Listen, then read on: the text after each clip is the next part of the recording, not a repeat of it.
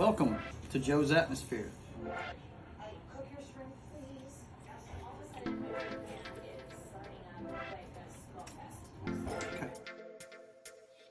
All right, boys and girls, welcome aboard.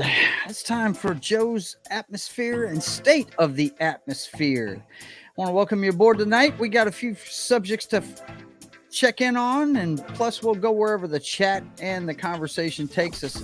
We're going to talk tonight about the Mandalorian season finale. Did you like it? Did you not like it?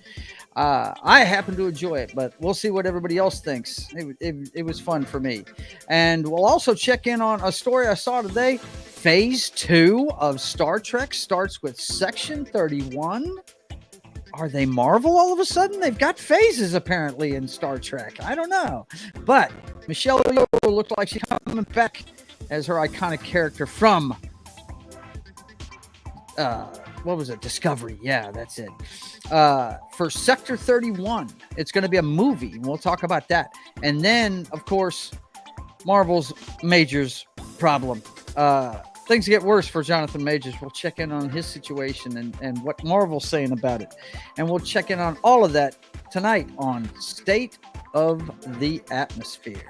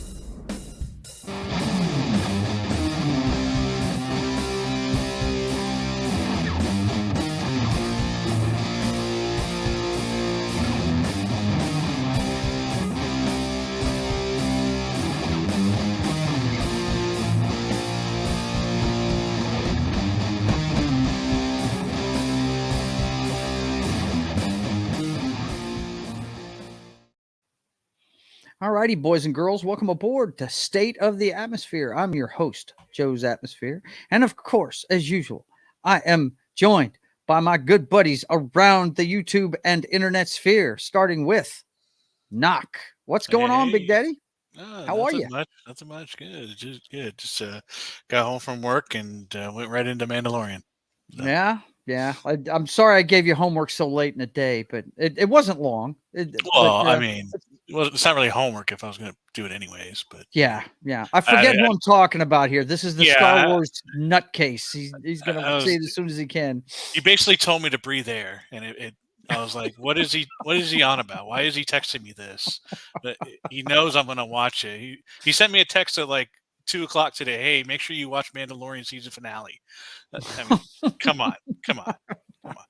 Yeah, I forget. You've got an early commute. You weren't able to watch it last night. So, okay. And next we got John Das Wolfen. How you doing?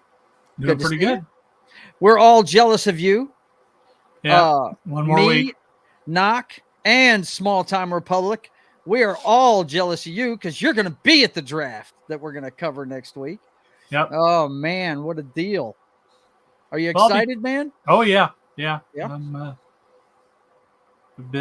got me a selfie stick. I swore I'd never buy one in my life, but I ended up buying one just for this. Very cool. There are exceptions. Right. Yeah. NFL draft is one of them. Yeah. Sure. Pretty much anything NFL. Yeah. And I'm waiting for it to show up from Walmart, but I ordered a set of noise canceling new earbuds that are noise canceling. So. Okay. Cool. That sounds cool. Matt, how are you, my brother? How you doing? Doing good. And you mentioned Star Wars. I am so excited for the new Ahsoka series that I'm orange. Just like I see that. I was gonna comment, man. Your background looks different. You got a different drape back there, and the lighting is making me look like Orange Man bad. Are you gonna get some some tentacles growing out here too? Yeah. A little something. A little face paint, a little white I think they're face called paint. like Montrels or Montels, something like that. Yeah.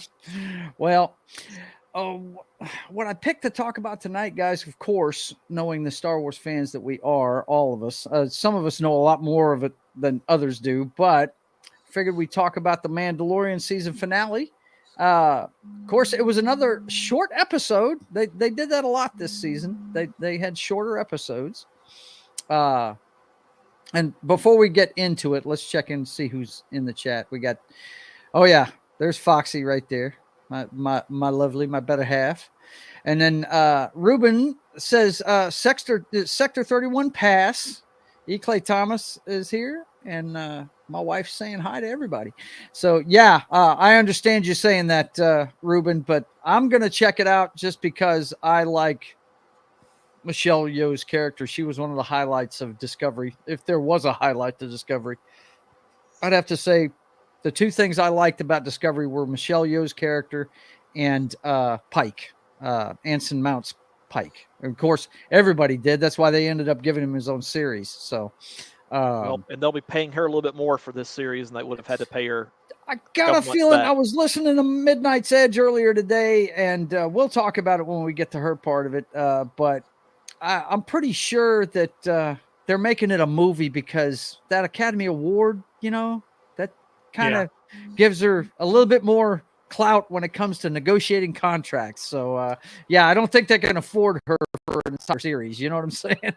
Yeah, that's the only way they can keep her is by doing it I as think a movie. I think that's the only reason why it's getting made. But we'll talk about that when we get to it. Right now, it's about the Mandalorian, and I enjoyed it. I thought it was very cool. I loved some of the battle sequences in it. I tell you, the two guys that were guarding him at the beginning of it, when we started the episode, of course, he had been separated from the rest of the Mandalorians. He'd been grabbed, right? And help me out, guys. What's the chick's name that's the leader of them with the dark blade? What's her name? Bo-Katan. Oh, yeah. Bo-Katan Right. She's leading the rest of them. She's giving them all orders. We got one guy heading up into space to warn the fleet, right? And anyway, the fight is on at the beginning of it. And the two guys that are guarding the Mandalorian, they must be the best fucking stormtroopers that have ever walked the earth, man, because that was a fight. I've never seen stormtroopers put up that much of a fight in my life. That was pretty awesome. I dug that. But I like seeing the weapons that they use. It's the same as what they use in Fallen Order. Those okay. little purple baton things. Yeah. Electrocute you. Yeah. Mm-hmm. Okay. Well, my biggest problem is always that the punching. I will never understand punching when it comes to the armor. Yeah, when you got armor on, why would you punch somebody? Yeah, I just don't get it. Point. I understood him stabbing him. He No, knows where the holes in the armor are. Yeah, exactly. But the punching, I don't get it either. They kept shooting each other. Like nobody. Like why did some go through and some didn't? I didn't understand that either.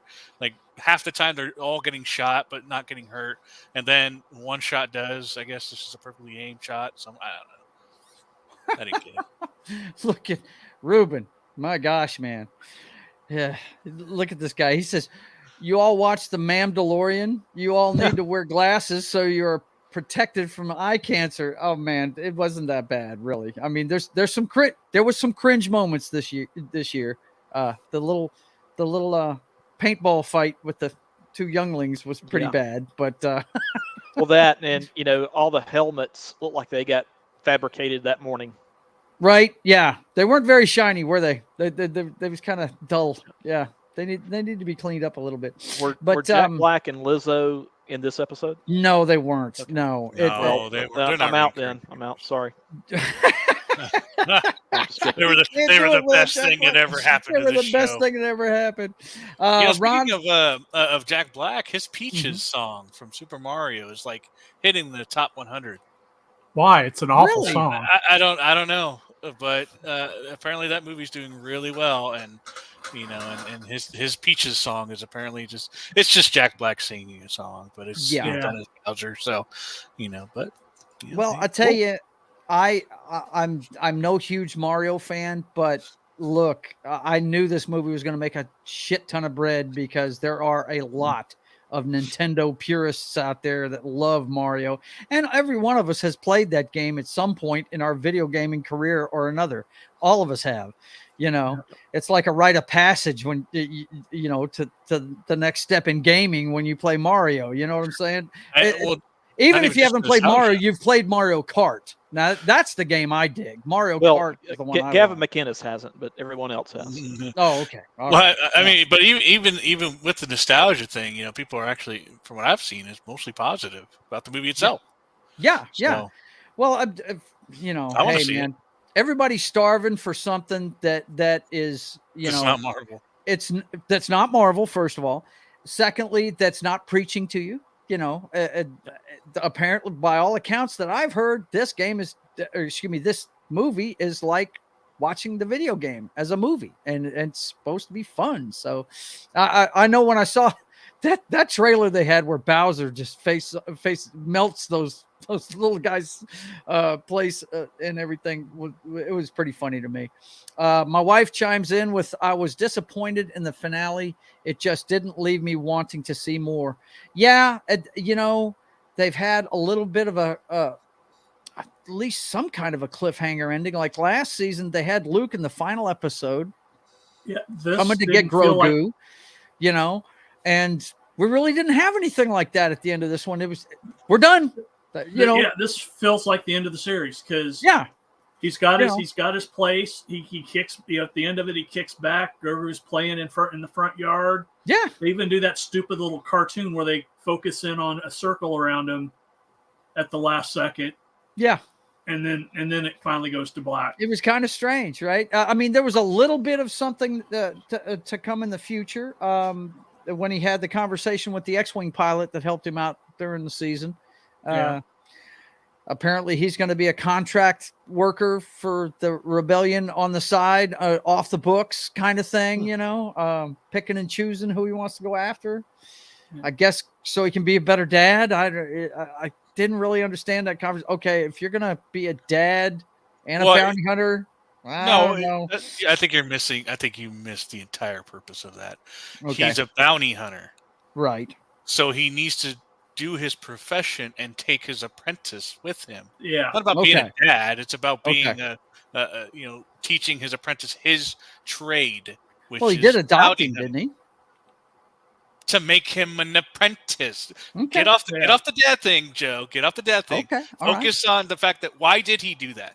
Okay. He did it to make him an apprentice. Okay. So when you have an apprentice as a Mandalorian, you need to do your trade and then teach that to your apprentice. That was the whole point. It's not about being a dad. That was a means to an end. Okay. And you've got to take him around everywhere you go. Yeah. So it's not just because you're teaching him your trade, which in this case is bounty hunting. Then I misunderstood that. Yes. And I've got my Grogu shirt on, so ready to go. I've got I'm trying to think. I won a T-shirt that had Yoda on it, and it was a cereal box. They had a watch along for Rise of Skywalker, I think, when it first came on digital or something like that, and they did it. They sent out polls and questions on Twitter during the show, right? It was a voodoo watch along thing. I don't even think they do them anymore, but it was a big thing when it came out. You remember when that first hit digital, but anyway, so the battle was really cool. I thought it was neat to see all of those guys. The guy that she fought over leadership of the Mandalorians ended up taking the big cruiser to be bait, right, against the TIE fighters and sent them all down to the planet, right? Isn't that how it went? Yep.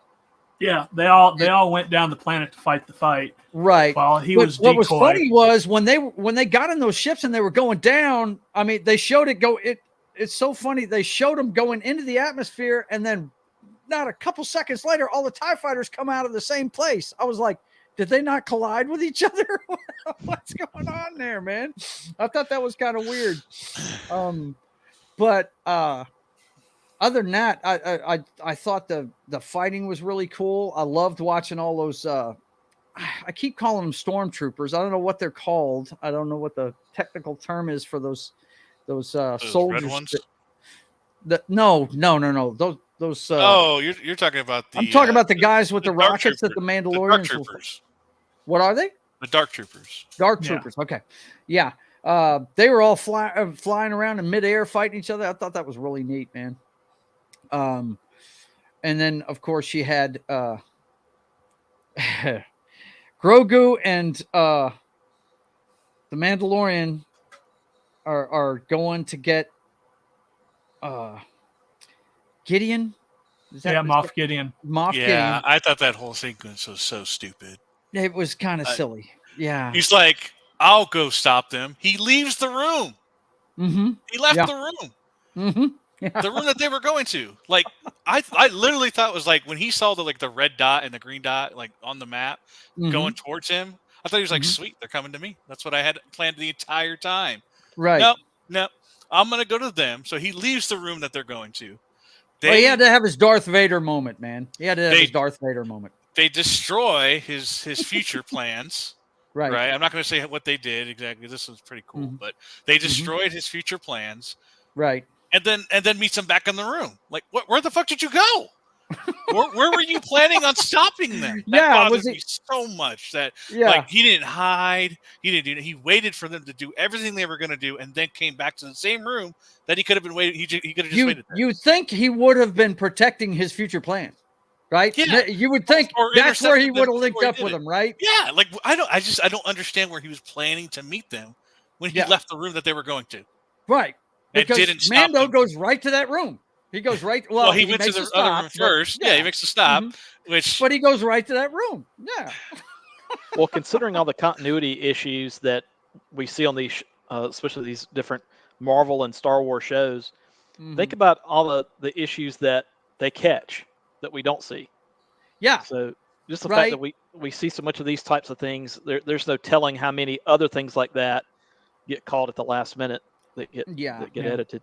Gideon probably just went to the bathroom. You know how hard it is to get that armor off by yourself? He was gone for a while. So. I got to give it to him. Moff Gideon's armor looked tough as nails. That's action figure worthy. What they put him in, that was pretty cool. Yeah. It was a pretty cool set of armor. I don't ever want to see more Mandalorian armor hand-to-hand combat. That was so. You thought the fights were good. I thought they were all clunky and boring to watch. Yeah. No, I'm talking about. I wanted to see more of the space battle, or not space battle. That's what I'm talking about. Yeah, the stuff around the big cruiser was cool. I thought the stuff with them in the air fighting each other was cool.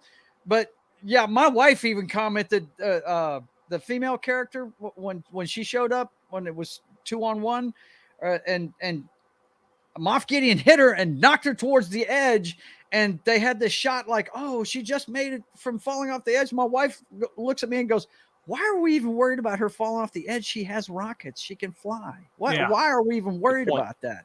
You know, I was like, yeah, that is kind of dumb, isn't it? In this final episode, do we get any appearances by Gideon's mole in the New Republic, or as I call her, whatever that was. This all takes place on Mandalore. I heard rumors of like, who's the spy? There was theories that there's a spy in the ranks of the Mandalorians, but nothing. There was absolutely there was a theory that the armorer was going to be a spy. Yep. Yeah, there was absolutely. Wow, really? So now there's a question going into season 3. Who's the spy? And it's like David showed. It's dumb. Yeah, or season 4. Excuse me, sorry. And there's been confirmation that there will be a season 4, is my understanding. Really?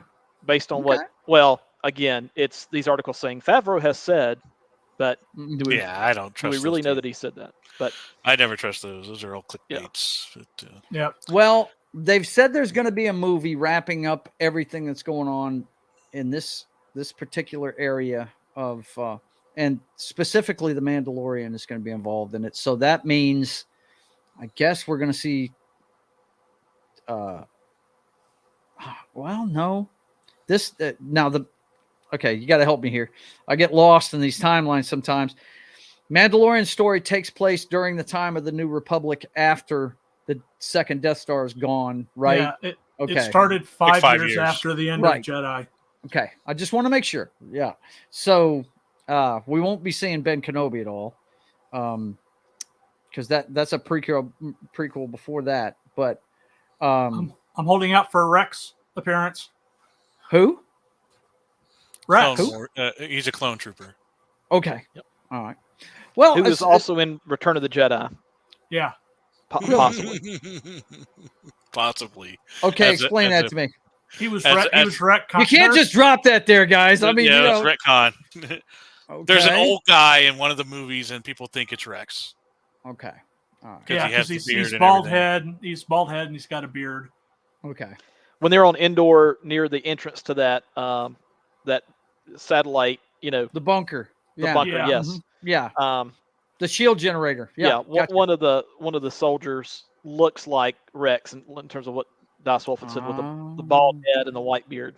Okay, and the clones aged at a rapid rate, so even though it would have been, I guess, 23 years after Revenge of the Sith, he would have been aged by 40-something years at that point. Which explains why he would look old. God, you guys get into this too much. Man. I just watch movies, it was funny to me that they had those 3 red guards, whatever they're called. I don't. Yeah. Now they brought him in, and they like, oh, this is badass. The little redemption for him in the last episode made him look pretty cool. And then in this one, Grogu's laughing and staying just out of reach. Is playing hopscotch. He's playing evading these guys. He just played with them. Yeah. That's it. What a joke! Like, they kind of made them look like until they pissed him off. Right now, him and Din and Grogu fighting at the same time was really cool. Yeah, I really like the way that was together. Cool. I dug how he was throwing the weapons out of the way so they couldn't get to him and stuff like that. Yeah, that was neat. And when they were coming up behind him, he just force shoves the guy into the wall. Yeah, that was cool. He did his part in it, no doubt. I roll my eyes whenever they have scenes where Grogu flies through the air, and it's literally like watching a stuffed animal. Getting pulled by wires. Yeah, right. Yeah, there's no articulation of the arms or legs or the head. It's just like Oh, you're gonna love it when he's evading the the guards that we're talking about. Yeah. Oh, here you go. Yeah. So this is my favorite scene. I'm not gonna play anything. I just paused it. It's not playing anything. Yeah. This is my favorite scene. That was cool. He was shielding him. You know what I told my wife? I said, he's Groot. And you know what's funny is that when they crash together, she blocks him with that little fucking shield. Right. Thought, like that's what gonna the do hell anything. is that gonna do? And then the explosion happened, and I'm like, what? And then this, I was like, oh, okay, that's pretty cool. She was preparing to block any shots that. I know, but still, there was still Gideon also an explosion. Yeah, she borrowed that from Phil Coulson from Agents of S.H.I.E.L.D. That's it exactly. But I thought that was cool. But I told my wife, I said, yeah, look, he's Groot. He makes shields for everybody.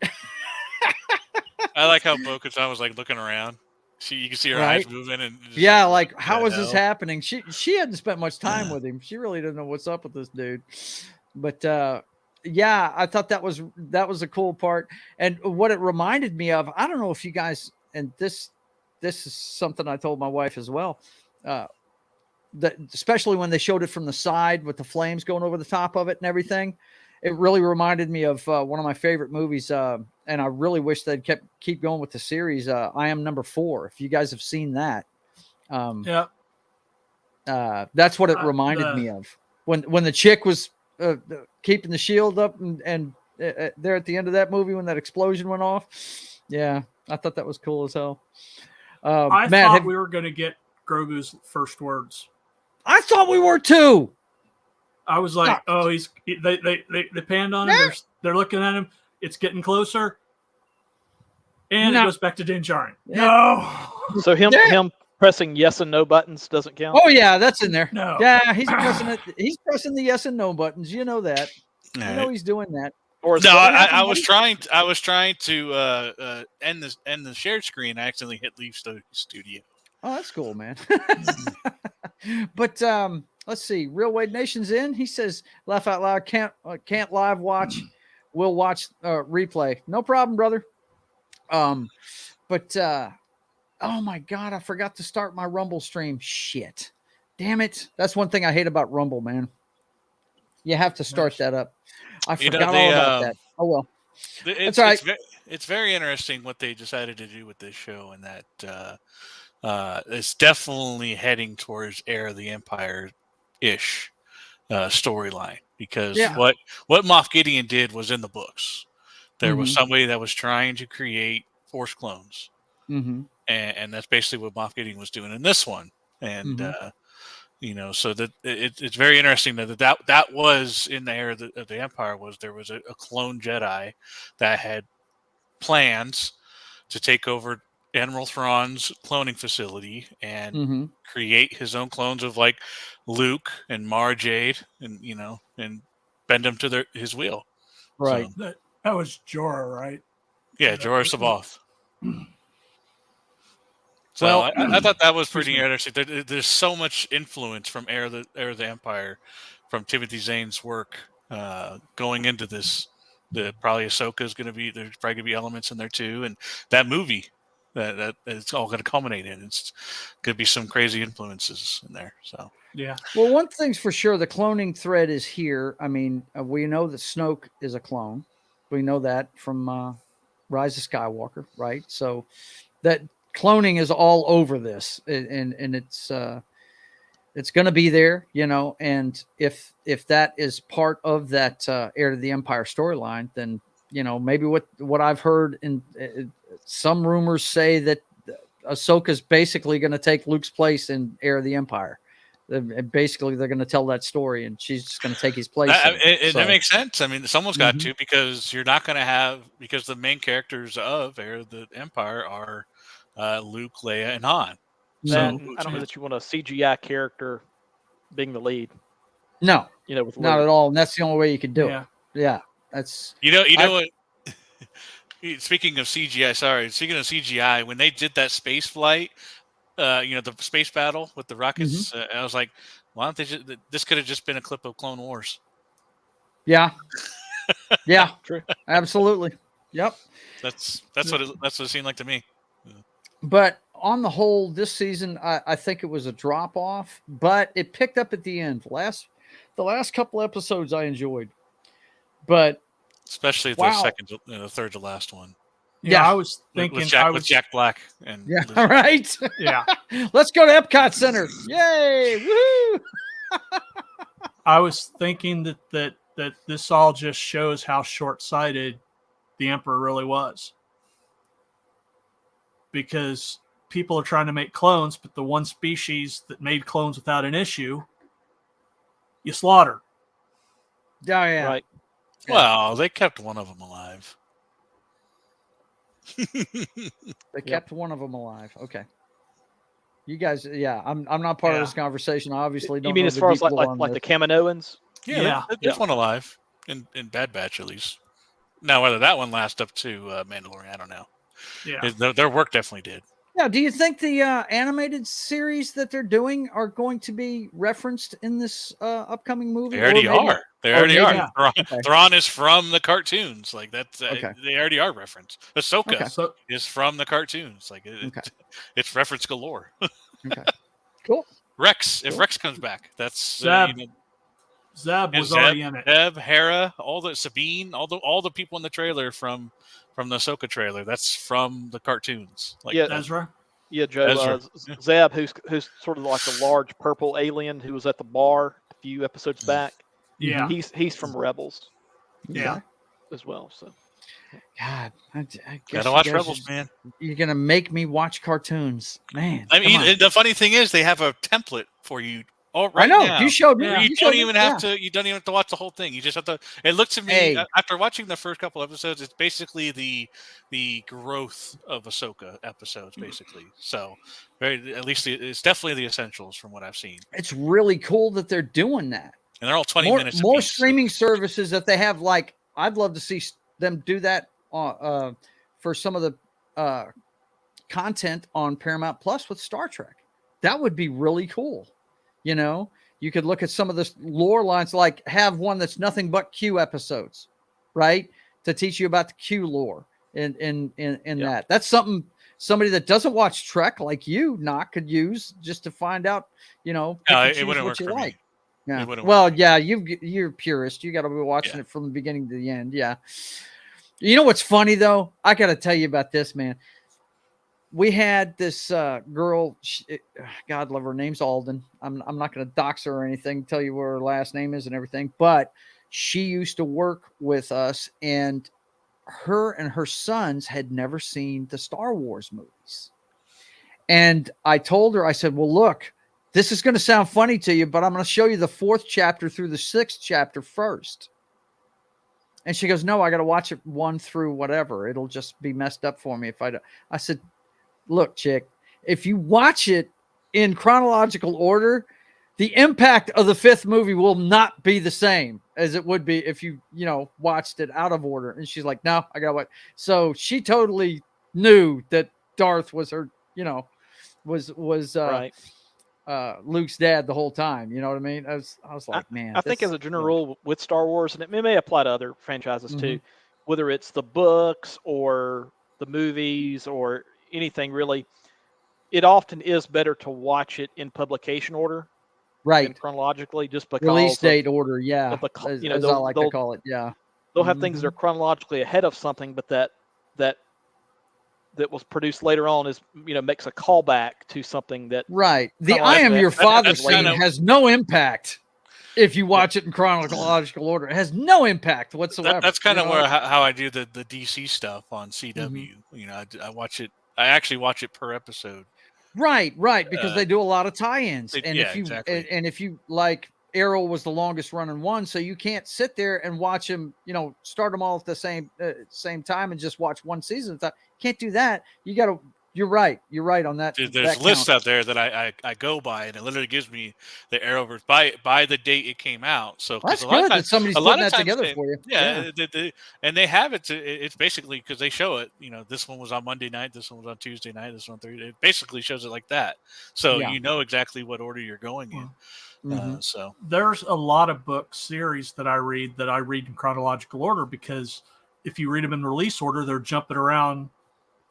Especially, because I read a lot of the epic space opera, space military stuff, that encompasses, years of action, time in the book.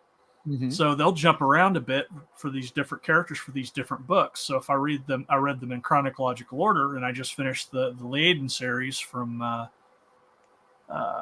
forgot Miller and Lee, and it was 24 books, and that's a lot.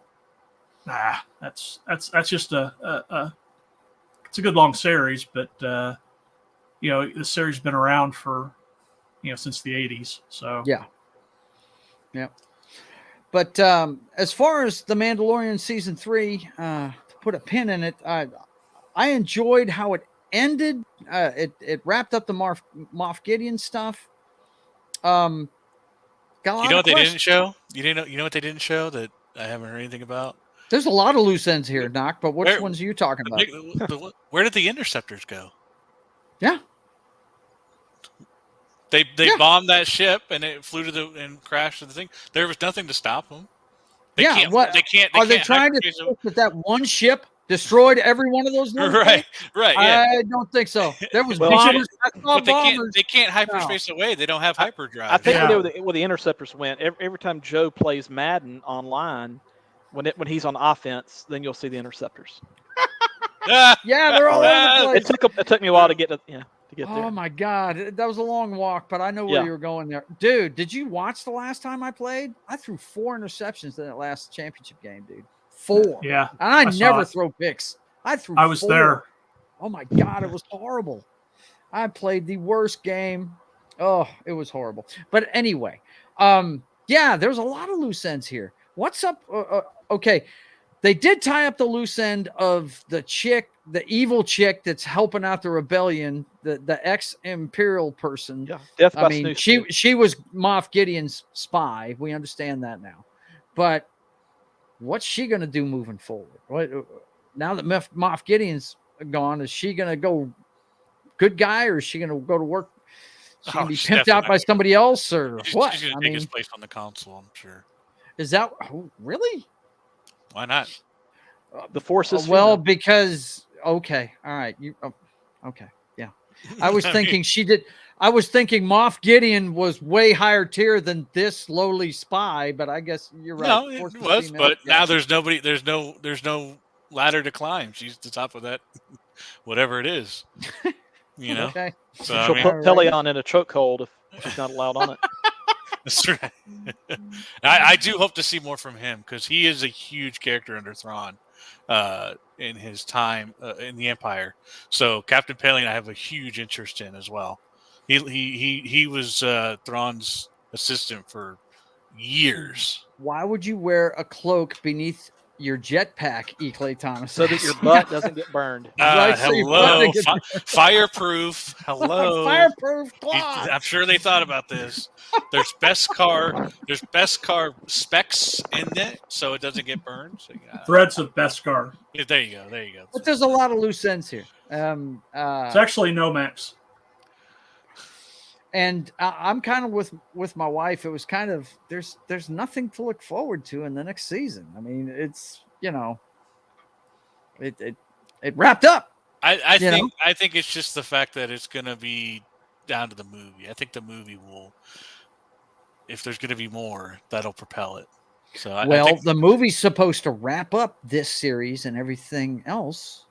right? So, but and that's a couple of years away. So we could get 1-2 more seasons of The Mandalorian before then. So there's no telling where it's going to go. But there's still loose ends, plenty. But I'm looking forward to Ahsoka. I'm with you guys. I'm looking forward to see something that I haven't seen yet. You guys have seen plenty of it. I've been hearing about it and haven't seen shit. So I saw one a episode. So I saw a little thing today. It said upcoming shows, which was Acolyte, Eclipse, Right. Mandalorian, and then Better Call Maul. Better Call Nice. Maul. Nice. That's like good. That's good. I don't know I like why that. that cracked me up. So That was good. No, that was a good one. Good one. Okay, so the next thing we've got on the agenda this evening, Star Trek had a big announcement today on Star Trek. Boys and girls, they're making a Sector 31 movie. Now, if you guys don't know what Sector 31 is, it's basically the CIA, the Black Ops section of Starfleet is what it is. You got a glimpse of it in JJ Trek in the movies in the Wrath of Khan remake, which completely sucked, but I thought the ship they were using was badass. The one that he helped build, that dreadnought, it was awesome. they recruited. It goes all the way back to Deep Space Nine because they were Section 31 recruited Julian into Section 31. Right. Yeah, it's So been around. It's mission. been around in Star Trek lore for a long time. It has. But the story we got today, let me go ahead and share this real quick. Hang on. Let's see. Got this out of the Hollywood Reporter today, and pretty interesting. Michelle Yeoh's Section 31 is the start of Star Trek Phase 2 at Paramount. Sources say franchise captain Alex Kurtzman wants to do a streaming movie every 2 years as he boldly steers the ship towards Discovery and Picard. Oh, the two series that are canceled. Right, the two series that aren't going anywhere because, we still have to get season 5, I think it is, of Discovery, right? Don't remind me. But they've already said that that's the last season of that. And Picard's wrapping up tonight. Tomorrow. Well, Tonight, it drops tonight. That's what I'm really looking forward to. Because if you guys know where that's at right now, wow. I did not think they were going in that direction, but it fits. You can't have a Next Generation story without that enemy. You really can't. Pretty neat. But let's see what this article has to say. The next chapter of Kurtzman Trek franchise Paramount Plus is beginning to come into focus. On Tuesday, the Paramount Global-backed streamer announced that its long gestating Section 31 series will indeed be a movie that brings newly minted Oscar winner Michelle Yeoh back on board with a feature film rather than that was originally intended to be a spin-off of Discovery. It was supposed to be a TV show, which reignited Star Trek for the conglomerate. Sources say Kurtzman, whose secret hideout captains the Trek franchise under a 9-figure overall deal with producers CBS Studios, began making plans to convert Section 31 into a tentpole feature film for the platform last summer, as insiders were nervous about oversaturating the iconic property. I find that hard to believe. They've been oversaturating this from the beginning. That's some horse shit. But anyway, the idea to shift to tentpoles kicked in after Kurtzman's sources say saw Everything Everywhere All at Once and realized the role would likely earn Yeoh an Oscar. Basically, what that means, boys and girls, is she's going to be worth a whole lot more per paycheck. They're not going to be able to afford her for a series now. And she did. She deserved it too. I don't know if you guys saw that movie, but it was fantastic. I plan to. I just have so much to watch. I know you got a lot to watch, but you really need to find time to watch that one, dude. It is really good. But Michelle Yeoh, and I know you haven't seen any of this, but it's not a huge spoiler. She is Michael Burnham's first captain, wasn't she? I believe. No. Well, okay, that was who she originally was. This character isn't. I know she's from the Dark universe. Yeah, she's from the Mirror universe. Yeah, she's from the Mirror universe. So she's actually the Empress, right? Of the Terran Federation that they brought over, right? And this was the end of the first season of Discovery when they went to that little warp, whatever, and things were. I think that was the first season, right? I can't remember exactly. I got to the part in the series where I think it was when the show first started, and it was the first season, and they went to some weird dimensional thing. Right. It freaked me out that they went out. I wasn't expecting that to happen. Right. But, her counterpart dies early in Discovery. I think I remember that. Yeah, her counterpart is Michael Burnham, the main character, the girl from The Walking Dead, right? She's the main character of the series, and her counterpart dies early in the show, and it's a big character thing with Michael Burnham that she got her captain killed. It was a decision she made that got her killed. And anyway, she comes back when they go to the Mirror universe. Now I can't remember at which point it happened. I don't know if it was at the end of the first season or I think I only saw the first season. I think it was near the end of the season. Well, this character right here comes in the first season, and that. She becomes part of Section 31, I think, in the second season. I can't remember exactly. Because look, I gave up 31 of the original universe? The Federation has always had a Section 31. It's like the CIA of Starfleet. So they're the Black Ops. She's from the other universe, and then right, but she stayed here. Organization, okay. Yeah, she stayed. Are they able to go back? What, to the Mirror universe? Yeah. It's kind of hard to do, but they probably have a way to do it. I don't know. Once again, I'm not a lore master. I just like watching the shows, man. I do know that Star Trek. That apparently one of the executives there had stated that they had talked about doing this as like a series as far back as 2017. Yes, it's been. Yeah. It's long gestating was correct. I can tell you they've thought about doing this since the first season when she was on there. They were thinking about doing this show because correct me if I'm wrong, John. I think in the second season, Sector 31 had a big part in the show. They were always fucking shit up for those guys or something. I can't remember. Yeah, exactly. I don't remember the order, but you got to remember now they're 700 years in the future. Right, they're in the future now. That happened in season 3. That's when I gave up on it. I watched about 4 episodes of season 3 and gave up on it. I Was didn't there- even- I kind of liked it better after they went to the future. yeah. Nah. So by future, are you talking about when they came back to the Mirrorverse, or was there another time? No. jump that they did? Or Or You'd it's have to watch. just organic. You'll watch the second season. You'll understand. They end up in the future, man. I mean, 1,000 Okay. years in the future. Yeah, it's Thousands of years in the future.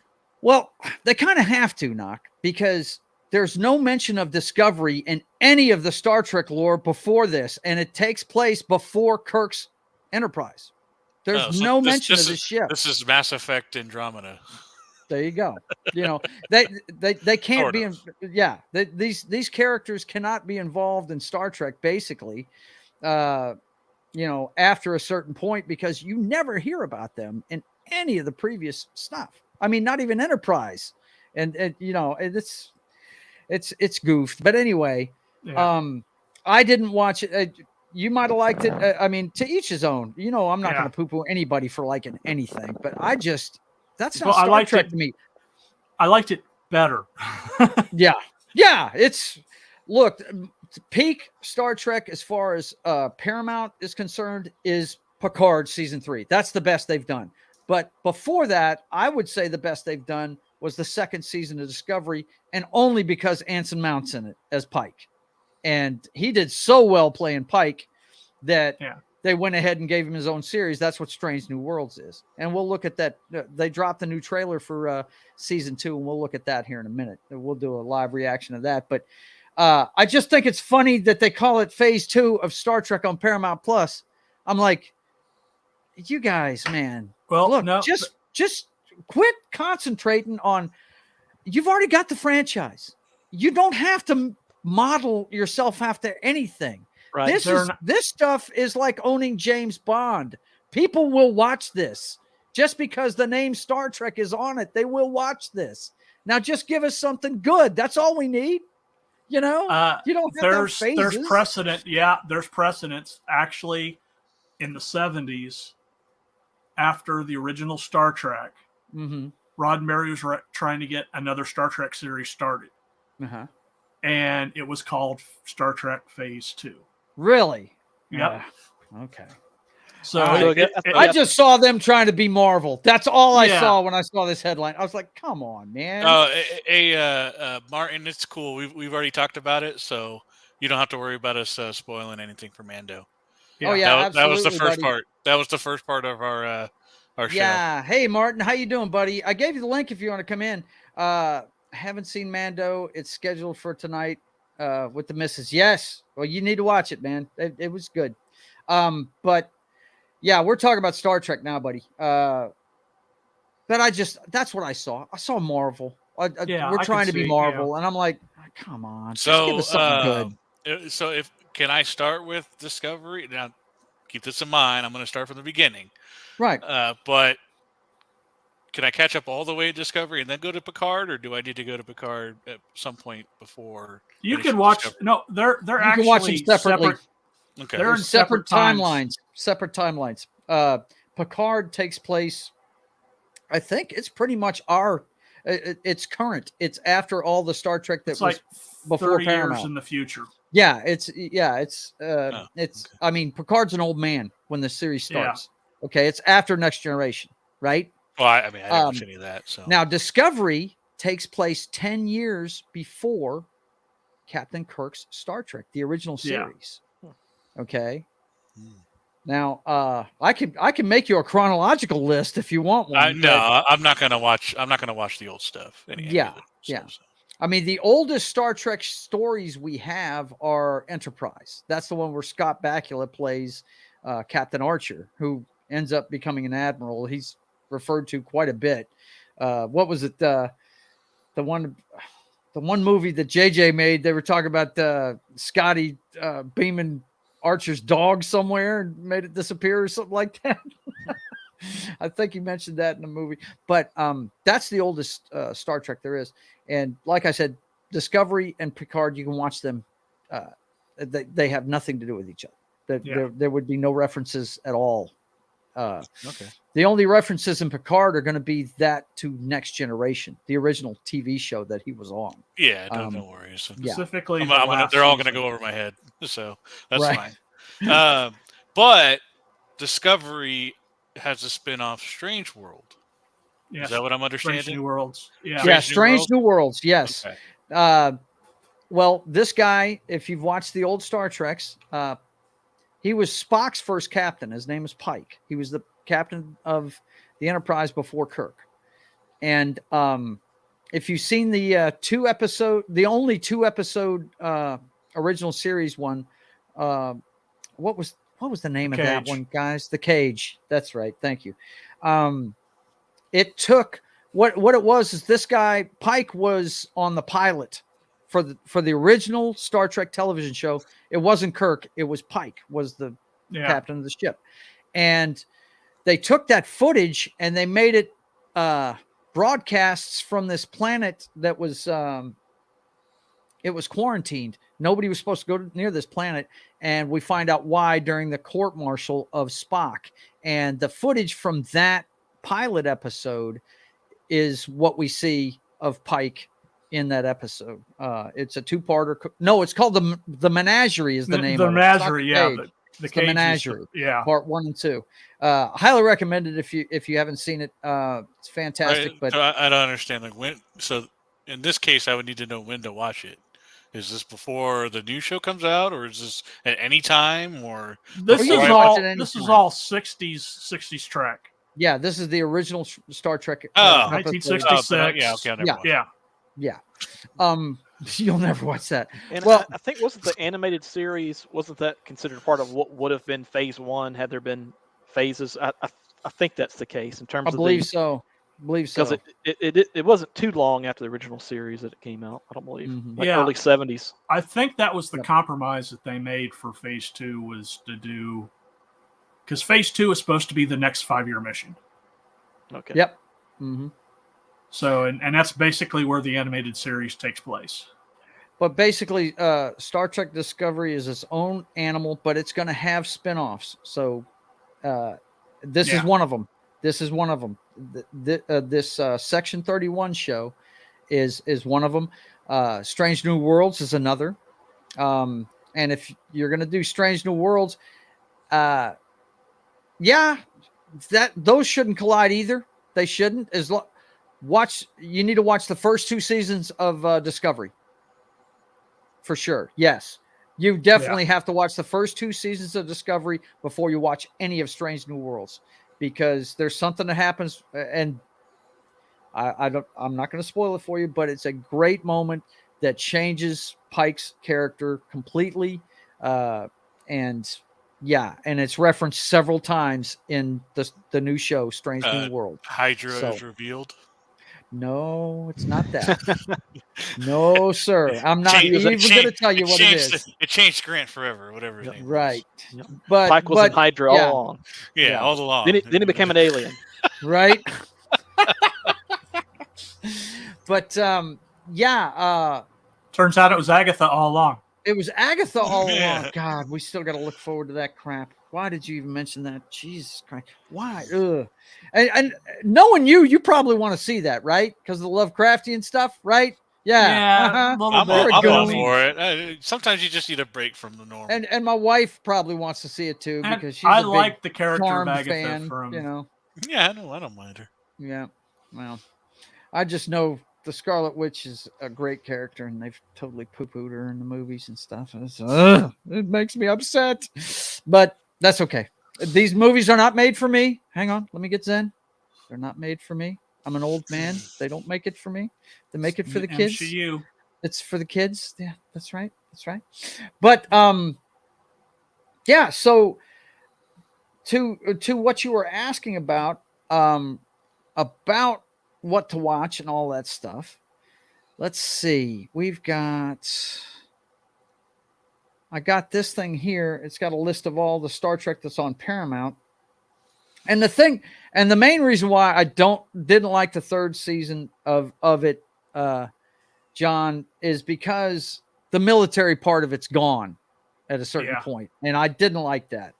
I like the military side of it. I think it's cool that they're based basically on the Navy. You know what I mean? Yeah. I've always enjoyed that. But they've got a list here of everything Star Trek, and the 2 new ones that are to be announced as far as the time goes is Section 31, and then we've got another Discovery spinoff called Starfleet Academy. Now, I haven't heard anything about that thing. I'm always a fan of those. That's going to be camp- set in Discovery's timeline. Right. Yeah.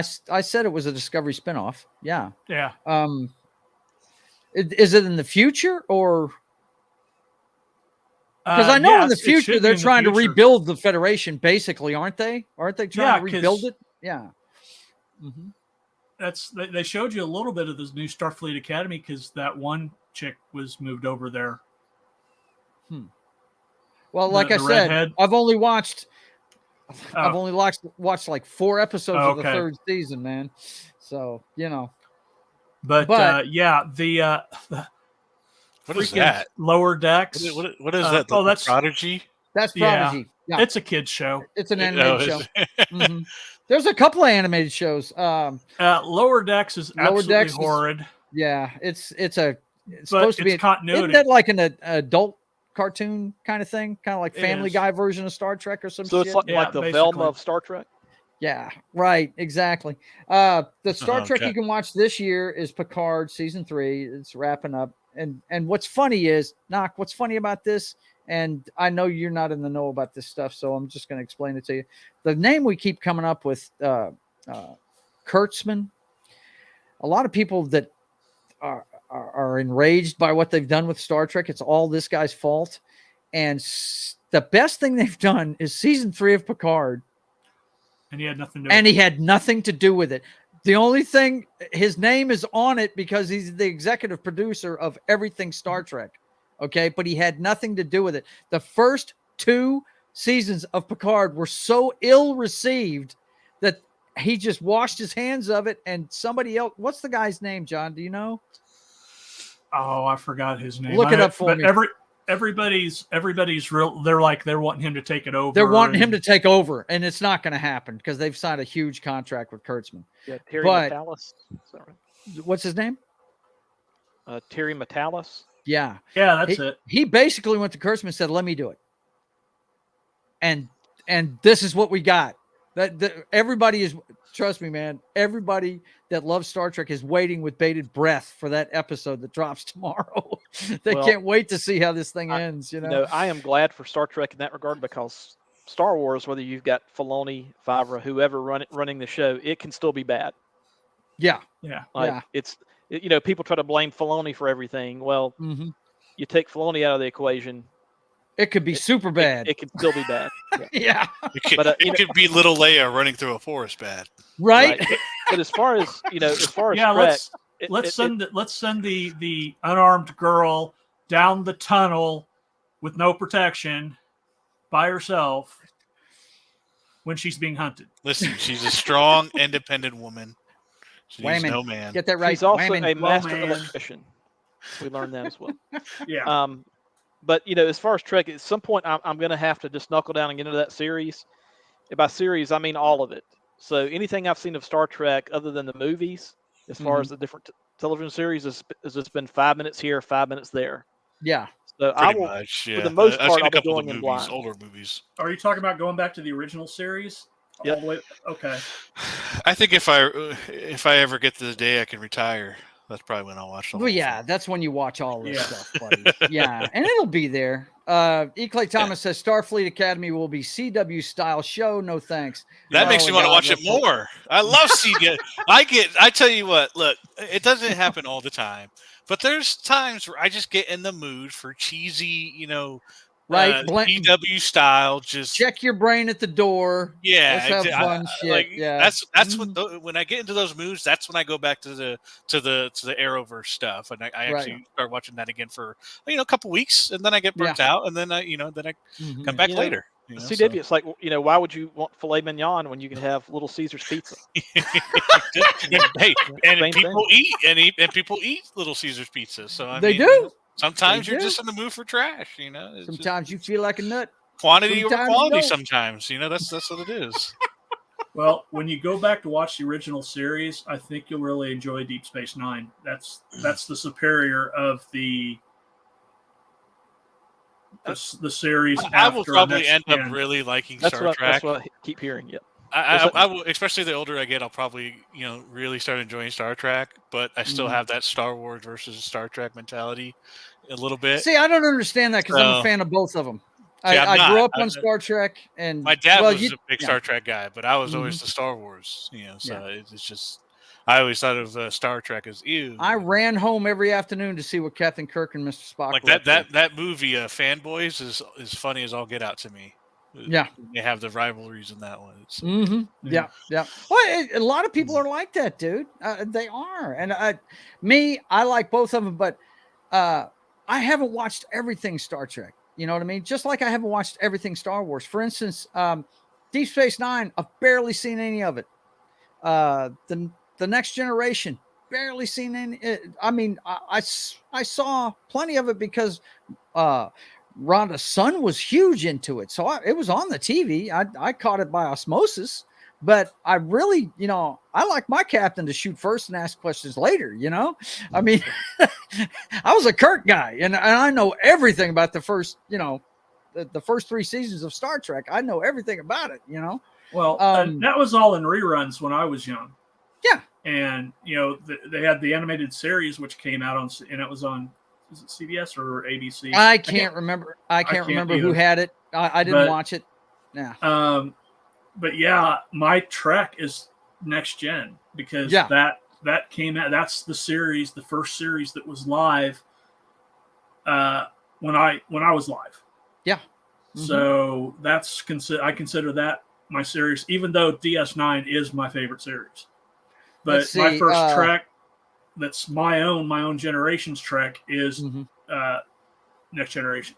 Next Generation. Martin says, Joe's Atmosphere, you owe to yourself to watch Deep Space Nine. Yeah, hey man, if I had enough hours in a day, I would do it. But I'm like Knock. I've got a lot of stuff that I'm probably not going to get to until I retire. See, right now I'm like I'm watching my favorite streamer. I have his old VODs on the Twitch archives. So I'm watching his playthrough of Star Wars Fallen Jedi. Yeah. And then I'm going to do that audiobook of the in between. And then on the 28th, Survivor comes out. So this month is just all Star Wars for me. Everything is Star Wars. I'm reading books there's some extended universe books leading up to May the 4th. Let me ask you this: who's going to see Return of the Jedi? I'm not going. You're not going to go to the theater and see it? I do like the poster. I thought about it, and I'm like, I've been there and done that and bought the I'm going, man. I'm going. I was there the first day, first show down in Metairie, Louisiana, man. Nah. Yeah. If it was during back the when time you had to that show up at dawn to get a place in line to get a ticket, I was there, man. If I was on vacation that week, I probably would, but no, I'll be out the week before that happens. By the way, for those of you that don't know, selected theaters, I think it is Cinemark that's showing it. They're showing Return of the Jedi in the theaters from like the 28th to the 4th, I think. Something like that. It's only for 1 week. I have to drive 80, 90 miles to go see it. Shit. That's a different thing. So, I mean, I'm 5 minutes from my theater, dude. I have no theaters near me, too. I got to go at least 30 miles to get to one. Really? So. Okay. Well, that's a different deal. Yeah. All I have to do is jump across the Red River, and I'm there, man. Boom. The next one I see is probably going to be Guardians. So. Yeah. That's the 5th. Yeah. So. Yep. Well, let's take a look at the new trailer for Star Trek. While you're getting that pulled up, I did have a quick Star Trek story. So there's a radio show listened to out of Birmingham periodically called Rick and Bubba, and recently Rick was able to do a phone interview with William Shatner, and the whole time William Shatner thought it was Bubba and not Rick, and kept referring to him as that. And to Rick's credit, he didn't correct him. Like he just, if he was going to call him by the wrong name, then that's what his name was. And you got to respect that, when it's a legend. Absolutely, right? You let it ride. Just let it ride. Like if you're 90 or over, you call me whatever. Yeah. Call me Jobu if you want to. I don't care. Yeah. Hey, you're my elder. You go for it, man.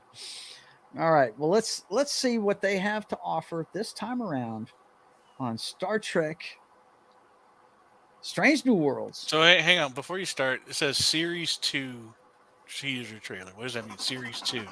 It's supposed to be season 2. It's probably a British person that wrote the Yeah. or that posted that. So how is this? So how is this Series 2 then? That's what they use different terminology. Yeah. Yeah. So many planets. Who is that? That old girl with the curly hair. I At don't first, I thought remember it was that. Edie Falco, but it's. I thought that was Carol Kane. Hang on. Let's go back to that image and see who Maybe that Kyra was. Sedgwick. I don't know who that is. I'm looking. Is that Lizzo? No, that's not Lizzo, brother. I don't know if I want to watch the show then. I don't know. Hungry. You ready for some fancy flying, Erica? Oh, you know I've got this. Dude! I do have to say, they've upped the ante on the special effects on this show. They really have, especially with Picard. The ships, I still want to go get some blueprints, man. I feel like I'm a little kid when I see these ships, dude. They're pretty cool. Meet James Kirk. You have an energy. What? It's making me sweat. What? Well, interestingly enough, Rebecca Romaine makes me sweat. So Yeah, she makes a lot of people sweat. or Oh even- my gosh. She's aging gracefully too, by the way. Whoa.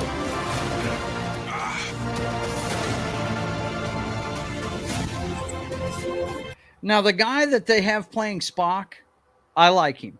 I think he does a good job. I really do. I think he's pretty good. What do you guys think of the guy playing Spock in this universe, the Discovery universe? Yeah, I dig So him. these, just to be clear, the Discovery has nothing to do with the movies that were recently. No, it takes place before. 10 years Is before. it canon though? Like, is it like part of that universe? Okay, the movies that you're talking about. Hang on one second. Let me do this real quick. Because I They're did see part of the- it. I think I saw They've the got their first- own timeline. They're the Okay. Kelvin timeline. They're There's what Kelvin they call timeline. the Kelvin Oh, timeline. Okay. Okay, did you see Star Trek, the first one with Christopher Pine playing Kirk? Yeah, I believe so. The first Okay. two movies, he's in a The bar. opening scene of it. The opening scene. I'm just going to refresh your memory because you're not a big Trekkie and I know it.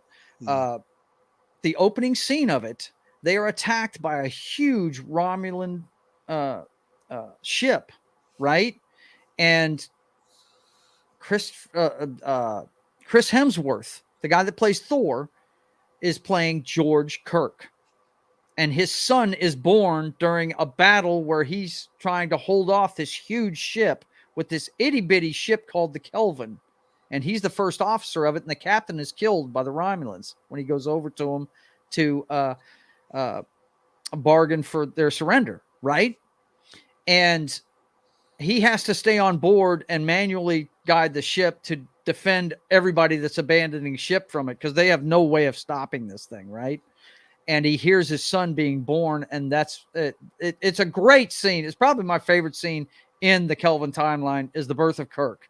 I think it's fucking fantastic. You know, this captain that has so much lore behind him is born in the middle of a firefight on the end of space, right? Where they can get no help.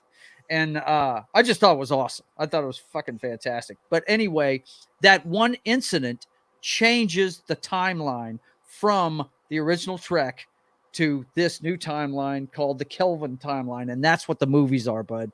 These have nothing to do with the movies at all. They take place before that, 10 years before it, as a matter of fact. So Okay. that event, what's in the what makes it a different timeline? The event of That being one born, event, it has to do with time travel. The Romulan ship comes through time and attacks the or- Kelvin. Ah, okay. Okay. Because And they're it trying totally to stop changes. Romulus from being destroyed by a supernova. Right. That's it. It travels through time. And at the same time, an older Spock is traveling through time as well. They both went into a wormhole. Isn't that how it went? Something like Yeah, that. he followed him in.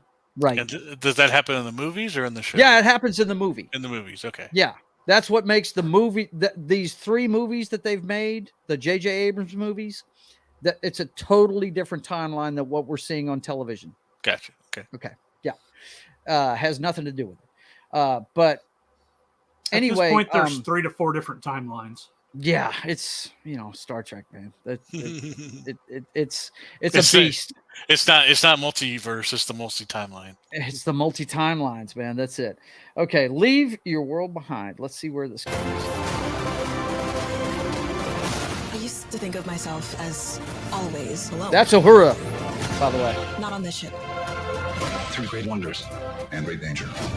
The next great Dr. M'Baka from the animated series. Yeah, this Or all, Mbenga. dude. M'Baka's from Marvel. Yeah. Every time I see Mount, man, I love it, dude. I just think he does a fantastic job as Pike. I've got a soft spot for Pike. I love every incarnation of him, including the Menagerie version. I love that guy. I think he's great. I love the guy in the Kelvin timeline. I can't remember the actor's name, but he's fantastic. The dude that plays him in that. I love the bar. The challenge he gives him in that movie. We'll talk about it in a second after the show. You gonna say your thing? Everyone in the chair has their thing. I would like the ship to go. Now.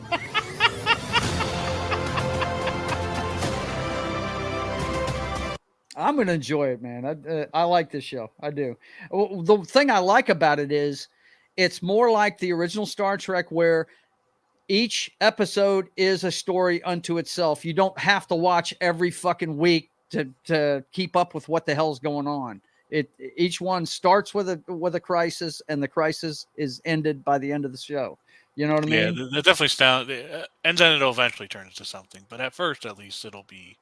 Well, Discovery wasn't like that. Discovery was more like the Mandalorian, where you had to watch it week to week to keep up with what was going on. Right. But I'm just saying some shows like Stargate did that a lot too. Stargate had a lot of episodes that were just, one-offs. And then eventually there was a bad guy and then they had to fight the bad guy. Yeah, you might have a big bad in the background, kind of like the Marvel movies. You might have a big bad in the background manipulating things, and it might culminate in the end of the season or something. But, trust me, when you watch Discovery, you'll see what I'm talking about. You can't miss an episode of that. So if this is that thing, so there's going to be at least one episode of their ship losing oxygen and they have to fix the ship. There's going to be at least one episode of them stranded on a planet, if not multiple. Of course. There's going to that's just like we know what several of the episodes are going to be already. So yes, we already know. It's a formula. Yes. Are they in the 20th century? Revolving door before. I'm from space. Could be. Or 21st. Wow, that's interesting. Or a planet of similar, origins or similar timeline. I don't know. They are discovering stuff. It is. They are discovering stuff. June 15th, that hits the airwaves on Paramount Plus. Now, looking forward to it. Does Paramount Plus do the week-to-week thing, or is it all at once? Week to week. They drop them like I said, everyone is waiting with bated breath for the last episode of Picard to drop tonight. Oh, yeah. Yeah, they are. Big time. Let's see. Martin says the multi-mess. And Eclay says it looks more like more of the same, style over substance. Yeah. I feel you on that one. But there's certain things that I do dig about it. They had an episode this time around with the Gorn that kind of looked more like Alien and Predator put together kind of thing that was kind of goofy. But other than that, I've pretty much liked Strange New Worlds. Well, I get the impression that between Star Trek Discovery and between Lower Decks, that a lot of the long-time hardcore fans, that they've been beat over the head so many times, and even with Picard season 1 and season 2, that they didn't they couldn't trust themselves to try to like Picard season 3. Yeah, I think that's where a lot of people are. Yeah, they are. And I myself, I didn't watch any after. I haven't seen season 4, and Discovery's got 4 seasons, right? Yeah, I haven't seen any of season 4. This season's coming up. I actually sat through the entire first season of Picard, and oh my God, I mean, the way it ended, I was like, why would I even watch this anymore? It doesn't make any sense. I'm not rooting for I a watched all robot, of it. you know? And then the second season, I didn't watch for that reason. But when everybody started telling me how great this, I mean, from the first episode on this season, everybody's been like, Joe, you got to watch this, dude. It's badass. And I watched an episode of it, and just the different scores they used, man. They had music from the original 77 or 78 movie. Wasn't it 78 that movie came out? Or was it 79? Yep. I think it was 78. The same year as Superman, right? No. Yep. Superman No. came out in 77. No, Superman It was a came year out after. in 78. They had music from that one. They had music from First Contact, you know, and I'm no big Next Generation guy like you, but I know enough of the Next Generation to know, watching it week to week, this third season of Picard, wow, they are really giving the fans what they want this season with this thing. And it's pure fan service. It's pure fan service. They, you know, a lot of people say that the big crime was that they didn't put Han, Luke, and Leia on the screen at the same time, right? Yep, they threw away $500 million by not doing that. Yep. Yeah. Right? We get it in this one. We get the ready room with all of them sitting there, right? I mean, come on, man. That's just, it's not rocket science, people. Quit out coaching yourself. And we get surprise characters we don't expect. Right. I don't know about you guys, but I dig what's his name? Fucking Dr. Crusher's. I don't want to say who he is, Jack. but yeah, Jack. Dude, I love the guy. I think he's awesome. I was thinking more along the line of the cameos you don't expect, like Ensign Rowe. Right. And That was dude, was that not badass? And I mean, Commander Shelby. She's Admiral now, but yeah. They got Just the same too act. They awesome. go back. They brought these other these actors that played these characters. They brought and them I didn't really watch the show, but I know enough from playing Star Trek Online and seeing a few different things that I knew who these characters were. And I'm like, wow, they are really pulling out all the stops. They are getting as many people into this as they can. I mean, dude, it's really fun what they're doing. Really is. Martin says, I could only stand 3 episodes of Puke Hard. He got me to read that one, didn't he? Season 1 and 5 minutes of episode 4. Picard season 3 is an entire new show on its own. Yes, it is. That's why a lot of people will tell you, Knock, you don't even need to watch the first 2 seasons. Just watch the third one. I like Vedic too. Vadic. Who's Vadic? Which one? Vadic is the Amanda Plummer's character. Okay, all right, dude. I don't want to say any more to give it away, but no, not at all. Ro Lauren appearance was the shit. Yeah, dude.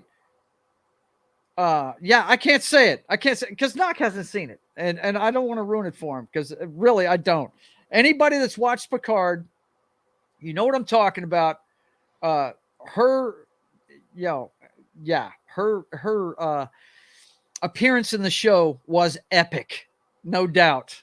From beginning to end, it was epic, no doubt. And she's a smaller character. Which one of the was she on Next Generation or was it Voyager she was on? She was on Next Gen. She was on Next Gen. Yep. And looked like she had some kind of relationship with him too. Apparently Picard, huh? Weird. Yeah, it was like a mentor thing. Oh, okay. All right. Well, I tell you, man, this Sector 31 movie, I don't know. I love Michelle Yeoh though. I will watch anything with her in it. Really. Who am I lying to? You know, I'll be quicker to go see a Star Trek movie than I will be to see a Star Wars movie at this point. You know what I'm saying? I really will be. Because they've been pretty consistent with their movies. Fans may not. I wanted to go see Into Darkness, and I went and saw it, and it's got some stuff in it I like, but boy, most of it is just the silliest shit I've ever seen in my life. That movie was just horrible. But the chick that he ends up having a kid with down the line in her bikini was pretty tight. That was pretty hardcore, man. That was cool. Let's see. What you don't want to see Ray again? Man. The only Ray I want to see again is Ray Charles. Right? What the hell? Nice. I mean, what are they? Okay, we can bring it back around to Star Wars. How in the fuck are they going to pull off Ray? Yeah, right. Why do you think he heard Star Wars? He sensed it. He could sense a disturbance in the Force. Yes. How in the fuck are they going to pull off Ray as a Jedi Master? Why not? She's the only one there. I mean, it would be it's basically the same as Luke. She's going to make it all up because how did Luke become a master? Because they burned all the books. Right? They burned all the books? Yep. I mean, Luke didn't have a lot of stuff when he first started. Wait. Didn't she save the books? I thought they burned them all up. No, she saved the books. She saved the books. She took them. Okay. You mean when if Yoda I set the remember fire? correctly, in that final scene in The Last Jedi, she had the books on the Millennium Falcon, didn't she? And for all we know, Luke could have, sure she did. Yeah, Luke, there were Luke at least could've- some that survived. Luke could have made a holocron too. Yeah. He says, Why not? "No, Ray, have the books." Yep, absolutely. Also, it was out of character for Yoda to burn them, but He probably burned it just because make a he point. knew the books weren't in there, man. You think about it. He'd know if the books were in there or not. Yeah. So, Star Wars, Martine, I've seen that movie once and I refuse to watch it again. So Yep, she stole the books during the night. Is in the movie. Yeah, that's what I thought. I'm pretty sure she opens a drawer in the Millennium Falcon, I think, to put up her lightsaber or something. Yep. And the books are in the drawer. and they were trying to set up all sorts of things for the 9th movie, and then they didn't happen. it just went total shit. I'm gonna watch him again. here For instance, before- they before introduced Fortnite. Benicio del Toro in The Last Jedi. And remember all his great scenes in the Rise of Skywalker? I don't, because there weren't I any. don't, because he didn't exist in it. Right. It was a pissing match between Ryan Johnson and J.J. Abrams. That's what those 3 movies boiled down to.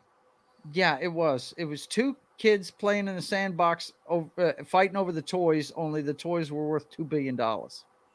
Yeah, pretty much what it was. I mean, It's a shame. And a lot of people, they just hate The Last Jedi. And there's things about The Last Jedi I don't like, but there's things about it I do like. Well, You know I mean, what I mean? Martin, it's not gonna be the first time I've seen him, but I'm gonna. Let's see. It's Knock, just part no, of. don't do it, man. Save yourself. No, he's seen these so I've many seen times. I saw Buddy. all 3 of them in theaters. So I mean, I'm gonna. I've seen them. I did too. I just hadn't once. watched them really. I just really Martin. hadn't seen them again. But I'm on a watch everything Star Wars binge. Right Yeah, now, he's so on. that's- This guy, he's a Star Wars guy. And now that It's they're starting The to good, I the mean, bad, and the ugly. He's all If about it- it, man. if they went a different, like if they had confirmed that it was, they're deleting that part of Star Wars history, I would never watch them again.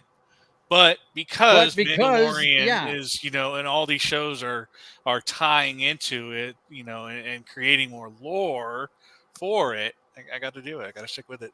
So Yeah. So, I'm gonna- not if you're going to be a completist, you got the Jedi Temple Challenge game show that you'll need to watch, and then you've also got Young Jedi Adventures coming up on. Are on they May are they 4th. canon? That's the thing. They got to be canon. I don't know. I know Visions is not Exactly. canon, and that's coming out too. And I didn't really get into Yeah, Visions. Visions. Season, I didn't really get into Visions, although it's more like a what if of Star Wars, but still. Tales. They're doing Tales. A second season of Tales of was the cool. Jedi. Tales of the Jedi was awesome. That was Ahsoka and Yaddle. what's his name? And not just Yellow. Dooku. Dooku. Yeah. Dooku and Qui-Gon as his apprentice. I thought that was really cool. Wow. Qui-Gon was his apprentice? Oh yeah. Yeah. He says it in the Wow. second Clone Wars movie. Oh my okay. god, this guy. Dooku is Yoda's apprentice. I don't keep up with all the lore like you do. I can be shocked about That was some in the things. movies. That was in the movies. I understand it was in the movie, dude. I believe I've stated that I can't stand the Clone Wars movie, and it's the one I've seen the least. Okay, I think I said that before. You know, I think I'm not the first person to say this, but with Attack of the Clones especially, the CGI, it's so like antiseptic. Like you just there's Yeah. a certain like raw energy and interaction that you don't feel between the characters because there is so much that's artificial. And I The think thing that's that- what turns a lot of people off. That and some of the dialogue between. Well, we all Anakin know and that Padme. it was an experiment by George Lucas to see if he could make a movie without actors. Basically, the whole thing. You know, that prequel trilogy, he made as much of that with CGI as he could. Yeah. And it makes things come off as too clean. It does, because part of the charm of Star Wars is this place had been lived in. It was a futuristic place, but it was lived in, man. Things were dirty, you know, they were beat up. You know what I mean? And then you had the Empire, which was just spec clean. Yeah. Oh yeah. Everything's just squeaky clean because, you know, they're military and they've got to get everything tight, you know. Let's see. Oh, Martin's writing novels now. Let's see. Okay. I have the Ewok movies and cartoon TV shows. Heck, I even have the droid cartoon. I like the holiday special, but I won't watch Resistance. And I saw the Ruse of Sky Faker 2 years after its release. Yeah, the Resistance show I tried, but that one is more from the new movies, and I can't get into that lore. Yeah, but you I'll can probably miss have to someday. Resistance without missing a whole lot. Yeah. It's Resistance isn't like Clone Wars and Rebels, where it gives you so much content. Maybe someday it'll be, but right now it's not. In fact, a lot of Resistance happens on just this one platform. Yeah, Really? and Resistance is definitely Resistance is a cartoon for sure. What you got here, John? My Star Wars. Your Star Wars? And we're gonna get another catalog. Let's see. Yeah. What's he got here? I knew it. Clone Wars, The Bad Batch. You're gonna have to read it, man. I can't read half of that. Tales of Jedi, Rebels, Visions, Star Wars Ewoks cartoon, and the Droids cartoon. And then down in movies, I have obviously all the movies. The Genndy Tartakoff Clone Wars. The Star Wars Holiday Special. Empire of Dreams. What is? Oh, is that a documentary? Documentary about George Lucas. I've got the Star Wars Legos movies too. Mm-hmm. So yeah, I have a bit. We have never discussed Solo. What do you guys think of Solo? It lost money. It was an unfortunate result of people hating Last Jedi. And Raylos are weird. He did the same thing. He tried to close the second screen, and he accidentally left studio. Yes, It wasn't just me. Bummer. That's so funny. See? I did the same thing. I knew it. See? Before the end of the show, Matt is going to be up you need to share something. Top left. Because I'm going to nuke myself here in a minute. Working my way up. Well, he's working up. He's moving on up. Oh, that's funny. Man. I thought it was a great movie, and it set up a lot of things, like, because a lot of people didn't know, because they didn't watch the movies or the show, the Clone Wars, that Darth Maul lived. Yeah, and so it was half of Darth Maul lived. Half of him lived. So and I think that's a whole interesting story in itself of him surviving and what happened to him and how he became in a position to basically be a gang leader, which is basically what he became. And so a lot of people were shocked to see him, and it opened up. And then of course you have what's her name, who is just drop dead gorgeous, and it was cool seeing her. I can't remember that actress's name. Hang on, you guys are gonna make me look this up now. Yeah, Amelia Clark. Is that what it is? Yeah, Amelia Clark. With the mobile eyebrows. Mobile eyebrows? The Vince McMahon eyebrows. So I really like her. So I thought that was kind of cool. Her and Han, kind of interest there. So and then she becomes the new leader, kind of de facto. So I don't know. I thought it was pretty cool. But then because of the hatred that there was to Last Jedi, the backlash basically went on to Solo, and that's basically what killed movies for a while. Yeah. Because there were supposed to be a bunch of other Star Wars stories Mhm. like Yoda and and stuff like that. So it just got axed because of the hate that Solo got. So it was a shame. It wasn't a bad movie. George Lucas, he really wanted to protect Yoda back in the old expanded universe days. He tried to limit what people could write about Yoda back then. But Dust Wolf, and one thing I did want to mention about the Ewoks cartoon is in the second season they changed up the voice actor of Wicket, the main character. Yeah. And he sounds it's like Mexican Wicket. Is basically what he sounds like in the second season. So it's you'll notice it's a marked difference. Yeah.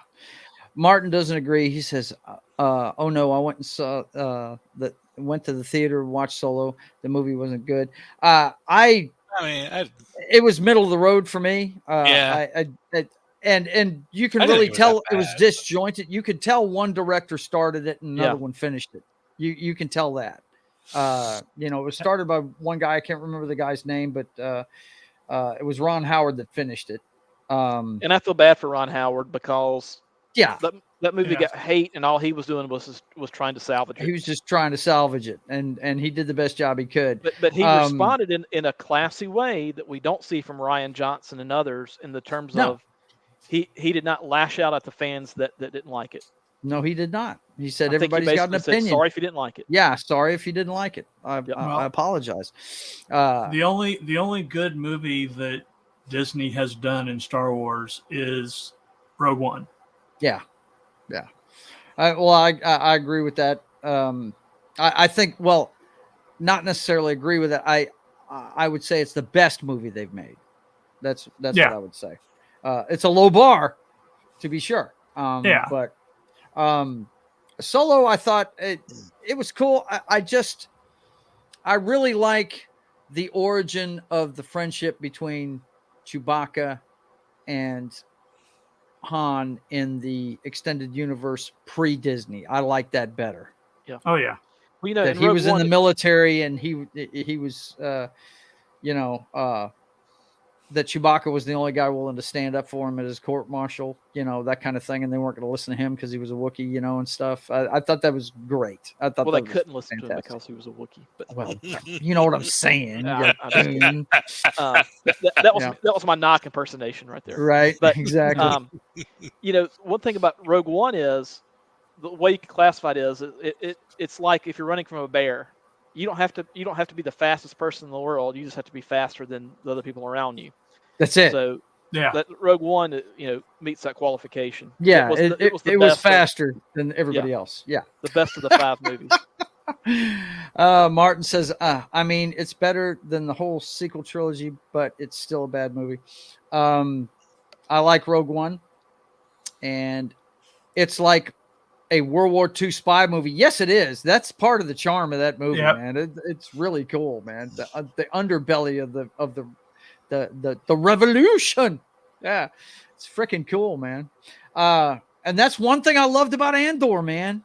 And I know dug the Imperial part of Andor. I know the bureaucracy part. The first 5 episodes, I was ready to give up on it. Yeah, and then they started going more into the background of the bureaucracies of the Empire, and I was like, boom, we got that's stuff that we never got. Part of. And I dug the underground movement that Skarsgård was running through his antique shop. I thought that was just a bomb. I thought it was great, man. So and we're gonna get another season of Andor. It ought to be fun. I'm still holding out hope that we'll get something more with Darth Vader. Being Darth Vader. As far as because he hunted down a lot of Jedi. I want to see more hunting. If you read of Jedi. I believe in the books he did a lot of that, right? He did in the comics. I don't read the comics. There was a lot of 5-issue runs of him. I want to see something on the screen. I can't. I can't get into comics.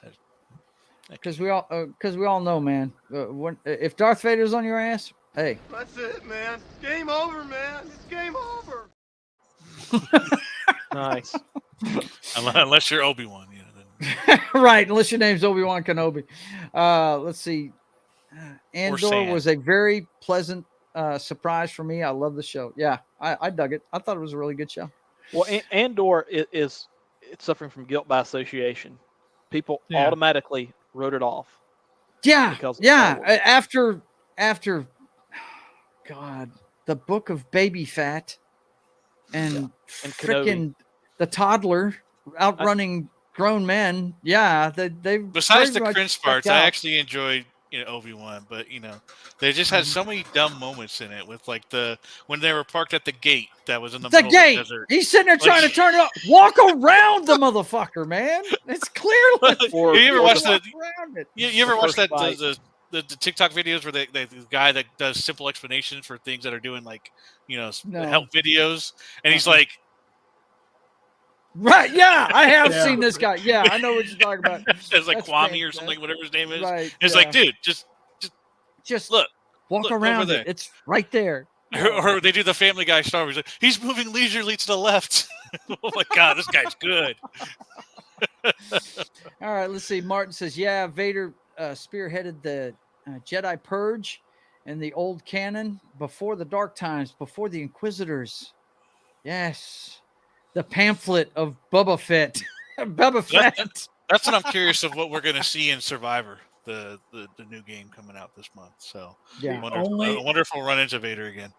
The only thing that I enjoyed out of there's two things I liked in Book of Boba Fett.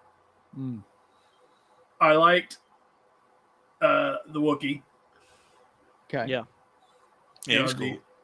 And I'm sorry, it doesn't get any more epic than riding on the back of a Rancor ripping through town. Unless you're riding on a shiny 50s scooter.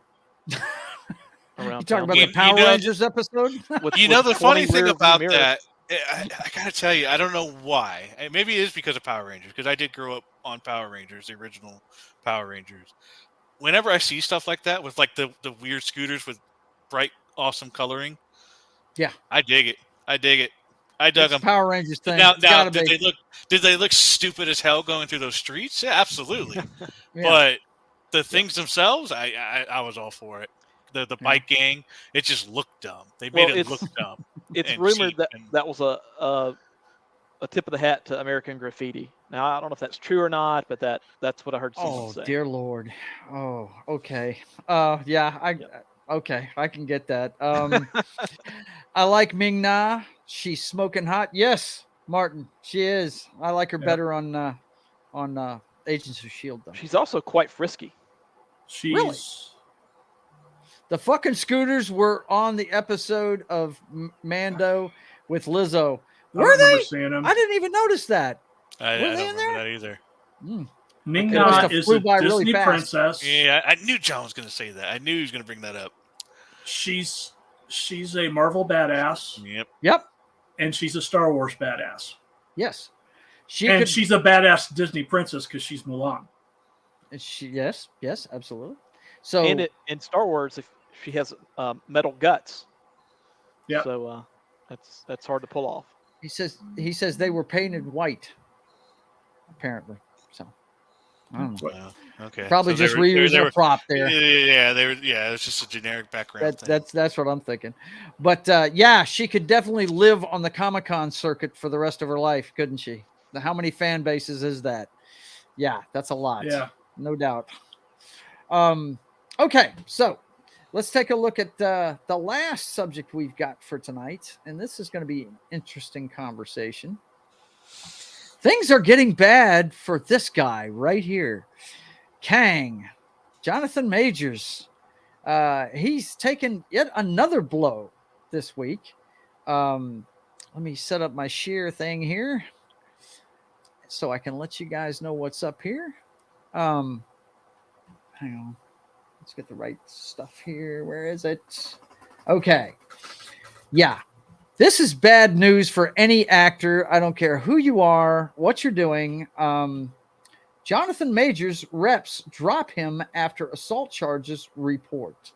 Johnathan Majors reps reportedly dropped him after domestic violence allegations were made against him. The Creed 3 star, 33 years old, has reportedly been axed by his public relations firm, the Lead Company, as well as his management company, Entertainment 360. Deadline reported on Monday.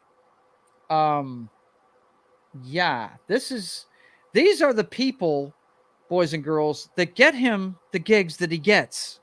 Okay, they're the guys that get him all the parts and get him all the endorsement stuff that a lot of people are pulling out of their endorsement deals with him. I know immediately after these charges were brought that the U.S. Army cut ties with him.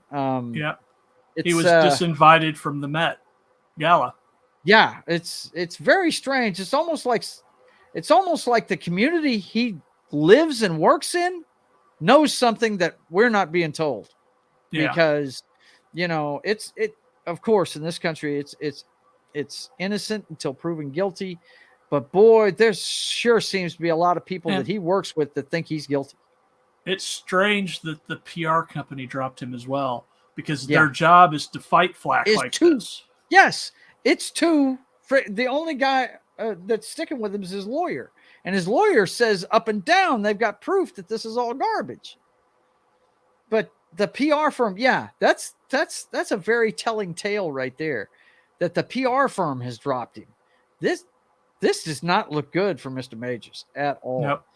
And seeing as this is the Thanos for the next go round, I was, we all watch football on this panel, and I'm just going to use a football analogy here.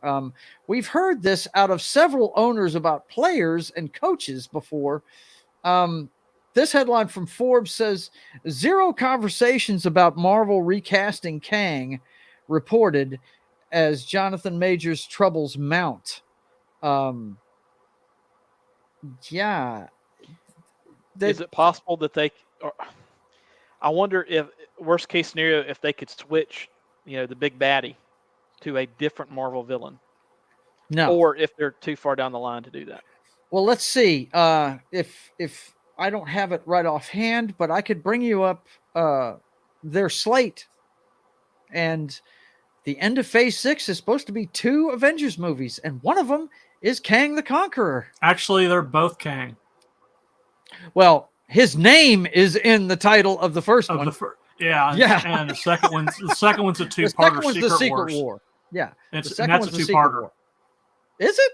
They didn't say anything about originally when they first announced it. They didn't say anything about that. It's a two-parter now. Wow. Friggin' Martin, he's priceless. Kang just got snapped. He's gone. Hey, Oof. You know what? I know who they can recast him with. Ryan Gosling. Nope. Viola Davis. That way she can be the woman Kang. She can be the woman Kang.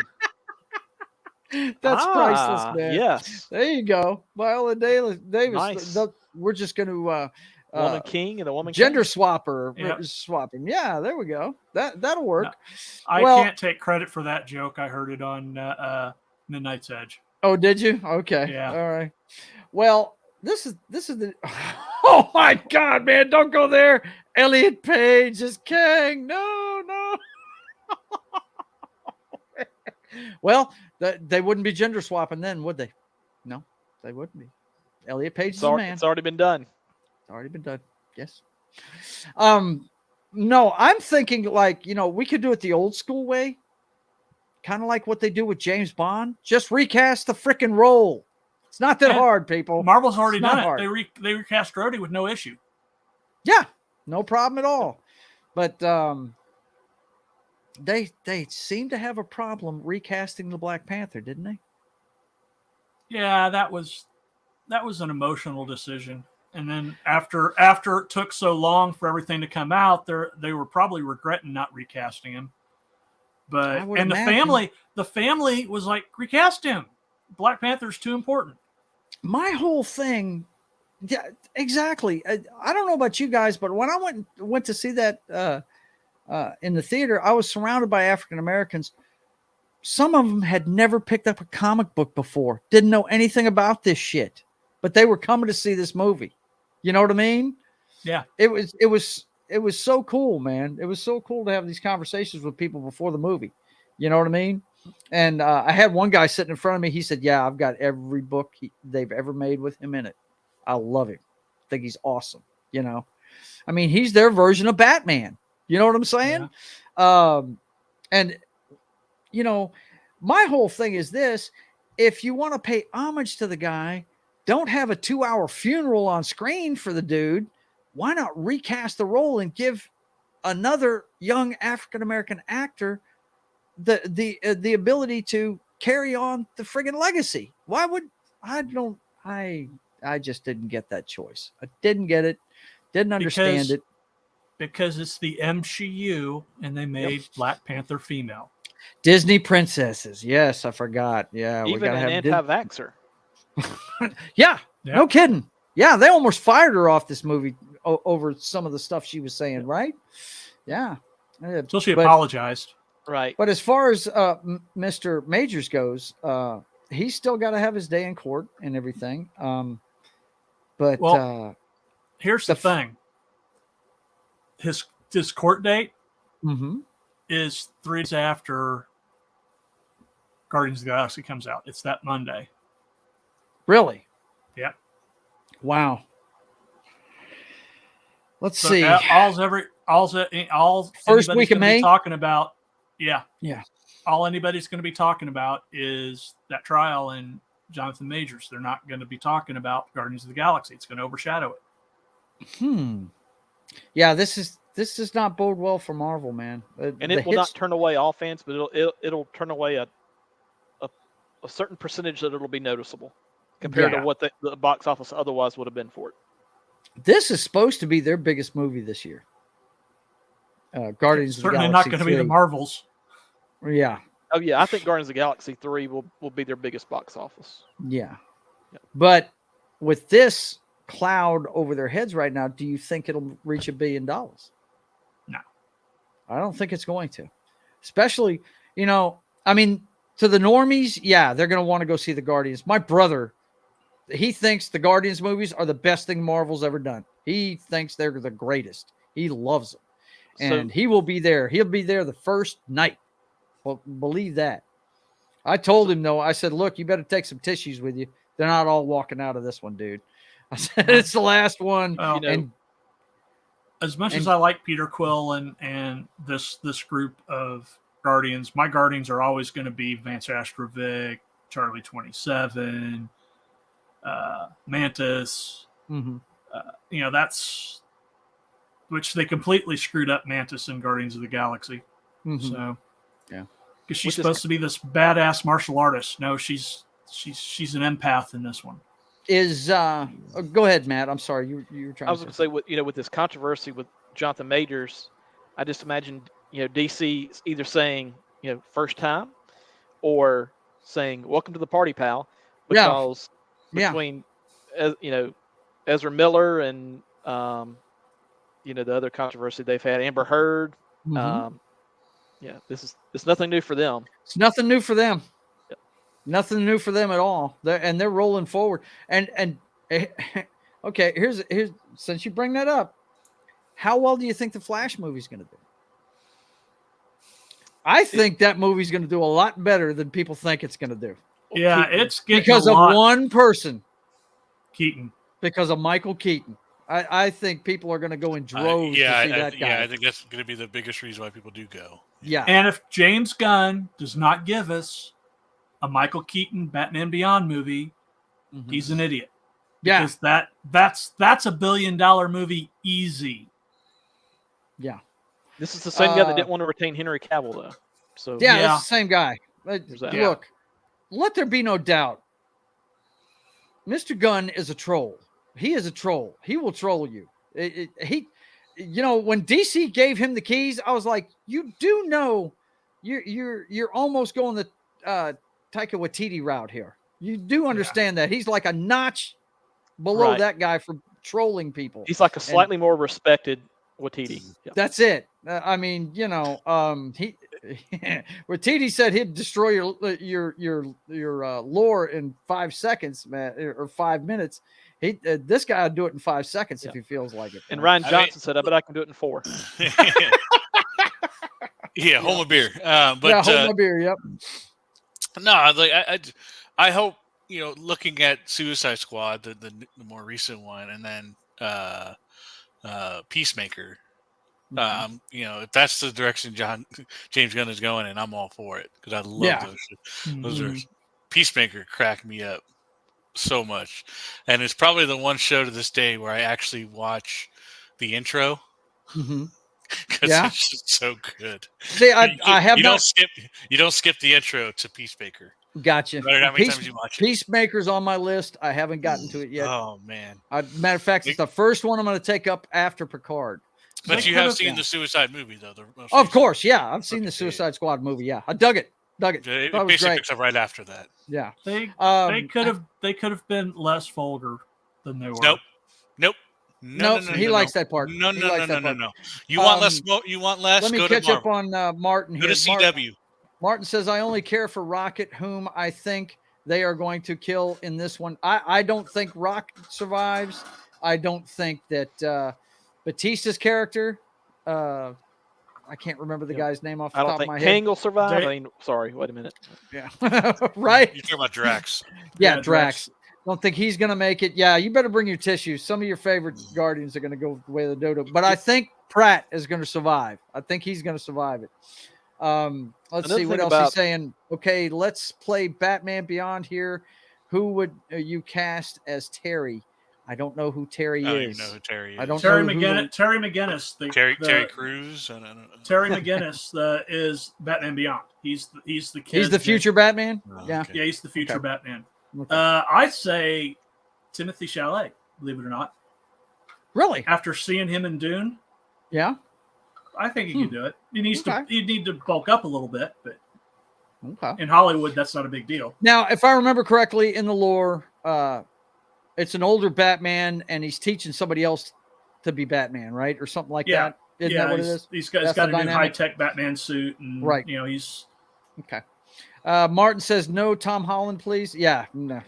We don't need any more of him. He's just fine where he's at. Freaking Eagly, man. Yes, Eagly. I hate that intro. Skip it every time, Clay Thomas says. See, that's why I don't get mad at people for not liking something. I watch it every single time. That one man's garbage is another man's jewelry. You know what I'm saying? It's just, yeah. But yeah, Gunn. I like the movies he makes. I like Guardians, but some of the stuff, some of the DC properties, he's going to have to be a little bit more. And here's the thing I'm scared about: he's writing the Superman movie. He's writing the Superman legacy movie, and he can't treat that character like that. The fans won't like it. And remember, he got canceled at one point in his career. Yes, James he did. Gunn did. Yep, absolutely. He got fired by Disney over it. Yep. Yeah. Got brought back, but he did get fired over it. Martin says, I love the intro. To each his own. That's right. My question is, we do not discriminate on this show. If you like something, you look. Hey, my man here. Unless you don't agree with me. Me and John have a love for disaster movies. Okay, and his is much bigger than mine, but I do dig a good disaster movie. I'll watch a disaster movie like on a Sunday when it's on the TV. Like that's when I usually got the disaster. I've got like 138 disaster movies. Yeah. I'm more of a post-apocalyptic guy. And it doesn't even matter. I got a lot of those too. Yeah. I don't even care what causes it. It doesn't matter. It's the aftermath that I like seeing. Yep. Well, we may have to do it. We may have to do a show pretty soon about our favorite I've never movies gotten into Mad genres. Max. Really? I never got it. Yeah, I never did get into that. It was either too soon or I was too busy at the time, or that's one of the best ones. I just always missed it. That's one of the best ones, Knock, because you see the evolution of the post-apocalyptic time. Right. Because it doesn't happen overnight. It's probably one of my biggest movie regrets. Is I want even the old ones. I even want to watch the old ones. And Mad Max, the original one, had no budget. No budget. Yeah. And he was a cop. I mean, there was still society. things hadn't gotten out of hand yet. It was the what do they call it? The juice wars or the fuel wars or something like that was going on. Because fuel was running out. Yeah. You really had to watch yourself when you left the city. You know what I mean? That kind of thing. So, yeah. And in every movie, really? Yeah. Yeah. I haven't played the game that much, but in every movie, he got further and further away from the city, and it got more and more dangerous. It was really. It's a great series, man. Let's it really is. face it. Why would you want to watch Mad Max or Escape from New York or whatever when you could watch Waterworld? I mean, when we talk about now you can poo-poo on Waterworld all you want. I like Waterworld. I Waterworld, loved bro. it. I grew up on Water. I watched that VHS so many times. Love it. I love was Waterworld. all over. It is schlock, I guess is the best term to use. I don't care. I loved like every minute of it. And as a growing boy, that that really hot lady stripping down in the middle of him, like that, it was very impressionable. Hey, go downstairs, little girl. Go downstairs. And it had a modern Marvel budget. Yeah, no shit. It was the most expensive movie ever made at the time. They had to build a whole freaking floating city. Yeah, that whole fucking little village sunk on them in Hawaii when they were filming it. Oh my God, that was so horrible. I didn't know that. That's funny. Yeah, that was part of the production cost. Why it skyrocketed, man. That whole thing sunk on them. Yeah. Oh man. Yeah. The atoll, the no part idea. where they. I gotta. Is there like a documentary out there that talks about that? There may be. There may be. I'll have to look that up because Yeah. I never heard of that Budget is before. underwater. Oh yeah. That's Let's funny. see. Okay. Martin says your disaster movies are like my underwater movies. There you go. There you go. Yeah. So, what did you think of Waterworld, Martin? No, just kidding. Right, Martin. Did you like Waterworld? Was it If you underwater? like enough underwater for you? movies, hey man. No, but I dug Dennis Hopper in it. I thought he was such a nonchalant bad guy, man. I thought he was great. What about dude. the recent ones? The recent Mad Max? Are those any good? Oh, dude, Fury Road Yeah. was good. Yeah, it was Okay. really good. I got it. I do get it. It is on my list. I Well, definitely it was got George Miller, right? I think it was original. The Yeah. original director, the guy that directed the entire series, has directed every one of them, and George went Miller. a little commercial with Thunderdome. The Yeah. third chapter of it was a little bit commercial. I mean, it was the '80s. Everything had to have a music tie-in.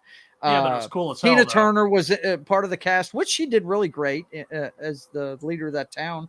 Who runs Sparta Town? That's it. But you know, the new one, it was made by George Miller, and the thing that makes him great, George Miller has a great eye for action, for specifically chase scenes, dude.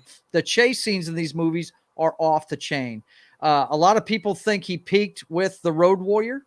The chase scene at the end of that one is fucking dynamite. But dude, I don't know. You guys tell me. I think he topped himself with Fury Road. That was freaking awesome. Both the chases in that movie were badass. The story wasn't as strong as the Road Warriors was, Right. but for the spectacle, oh yeah. Yeah. And the thing is, he doesn't use CGI. He uses actual stunts, dude. Actual vehicles, actual stunts in everything he's shooting. The only CGI that was it. That's what I was afraid of with Fury Road. It being in the modern times being made, I was afraid they were going to go crazy with George the CGI. Miller's like, nope. But they really didn't. The only time they used it was during the sandstorm, and that was it. It was just for the sand part of it. They didn't go crazy like Fast and the Furious has with CGI in cars and shit like that. None of that stuff. Looks like we got another one coming out next year. Furiosa. Really? Wow. All I got to say about Fury Road is there's a guy in front of a stack of speakers playing a flaming guitar. Playing a flaming guitar, dude. Yeah, that is awesome. It's badass. What about this, The Wasteland? I didn't even hear about that one. Mad Max 2, Wasteland? Mad Max 2 came out in 2022. Road Warrior. That's got to be. That's it says Mad Max 2, The Wasteland. The Wasteland. It came out. Tom Hardy, Charlize Theron, 2022. It's got to be some sort of. Maybe, It's a sequel. Maybe it's a new cut of something, or. Yeah, I don't know what that is. It by might the way, be a documentary about Mad Max. Yeah, no, it literally says it's a sequel movie. Huh? I guess it never actually happened though. Yeah. It was like it was. Way to tease us there, Knock. Thanks a lot, I'm bro. looking up So- list of them, and it popped up, and it literally shows. Oh, it's a trailer from 2022. May of next year is when we get the Okay. next one. So that's Okay. that's the Wasteland And- is what it's called. Okay. Okay. The I'm Waterworld still- I'm documentary is called Maelstrom: The Odyssey of Waterworld. Maelstrom, The Odyssey of Waterworld. You got that, Knock? There it is. So you can find out what really happened with your childhood lore. Yes. Is there a link you can send me? Because I just looked up production cost of Waterworld movie. Put it in the private chat so we can grab it there. Already There's on it? also a documentary about the Fantastic Four movie from the 90s that never. The was Roger released. Corman one? Oh my god. I have that movie. Hang on, let me catch up with Martin. Martin says, I think the Critical Drinker has a video about the production of Waterworld. He might. I know he has one. He's got a great one on Dr. Moreau. If you've never seen that one by the Critical Drinker, is fantastic, man. Really good. Which island of Dr. Moreau? The newest, the one with Brando in it. Okay. Yeah. Really weird one. Yes, the really weird. strange one. I think it's called Production Hell is the name of the show he did. The guy that played Immortan Joe was also the bad guy in the first Mad Max. Really? Yep. That was the same Yep. guy that played the toe cutter? Really? Wow. Fucking awesome. Now I want to watch Fury Road again. Yeah, Fury Road's great, dude. Well, I'm trying Hardy to find where to watch this Maelstrom at. Like, where can you watch? Where is it streaming? check it out in IMDb. That's what I'm usually trying. has it. They say nothing. It just says Hmm. DVD extra, making of. Well, Hardy and Theron hate each other's guts, so I don't think they are willing to work together ever again. Well, apparently they did because there's a sequel coming out next year. So that means they filmed it already if it's coming out next year. I assume both are in it. I haven't really looked through the Yeah. cast. That's what the trailer said. Okay, cool. All right, boys and girls. Well, you know, it's I 2 did have- hours. Go I did ahead. have Go ahead. One quick thing about Jonathan Uh-huh. Majors. Yeah. I do wish that at some point some management company would stick behind their customer. Yeah, you would think he's paying them all this money that they would stick with him. I mean, it's got to be bad, guys. If they're just dropping him like a hot rock like this, there's got to be something going on. Yeah. Maybe he's not. Well, I don't know about you guys, but the texts that were released, if you saw them, it sounds like a battered woman wrote those. like she's trying it? to Like make she's nice trying. with him. Yes. Yeah. It sounds like a battered woman wrote that stuff. I mean, but So hey, like you didn't mean it. You didn't mean it. you yeah. didn't really mean it. Yeah. I didn't mean to get you in trouble. Yeah. Man, come on. I have seen, I've been working for a rehab for 2 years now, and I was a bartender for years. I've seen women act like that before, and their boyfriends aren't very nice people. You know what I mean? But anyway, well, listen, he'll have his day in court, and I really, I think he's talented. I hope everything turns out good for him, but if he really does get off on smacking women around, then he needs to pay the piper. Short and sweet of it. Sorry. Yep. I was taught not to hit women. So, I mean, they can hit me all day long. I know how to block shots, so it'd be okay. Yeah. You know what I'm saying? If we've learned anything, nothing really matters unless there's video. Unless there's video. No kidding. You can ask Ray if Rice. you go by the NFL, ask Ray Rice. That's how the NFL looks at it for sure. Because Tyreek Hill and Greg Hardy, no video, no problem. No video? Hey, keep playing, baby. Yep. Don't worry about it. Get all them DWIs you want. Don't worry about it. It'll be okay. All right, boys and girls. Thank you guys for being here. I appreciate you coming. Let's find out what you guys are doing this week, starting with the guy that made the rotation all the way to the top by default. Matt, what's going on, man? Nothing special. Just enjoy hanging out with you. Every Wednesday at 5:30. Next week on Thursday, we're having a stream on Joe's channel for the NFL draft. So That's it right there, boys and girls. Next Yeah. Thursday, we're going to start an hour before the show. I think it starts at 7 p.m. Eastern. I think our show is going to start at 7 p.m. Yeah. and the draft starts at 8 p.m. Eastern. Right, Knock? Isn't that how it goes?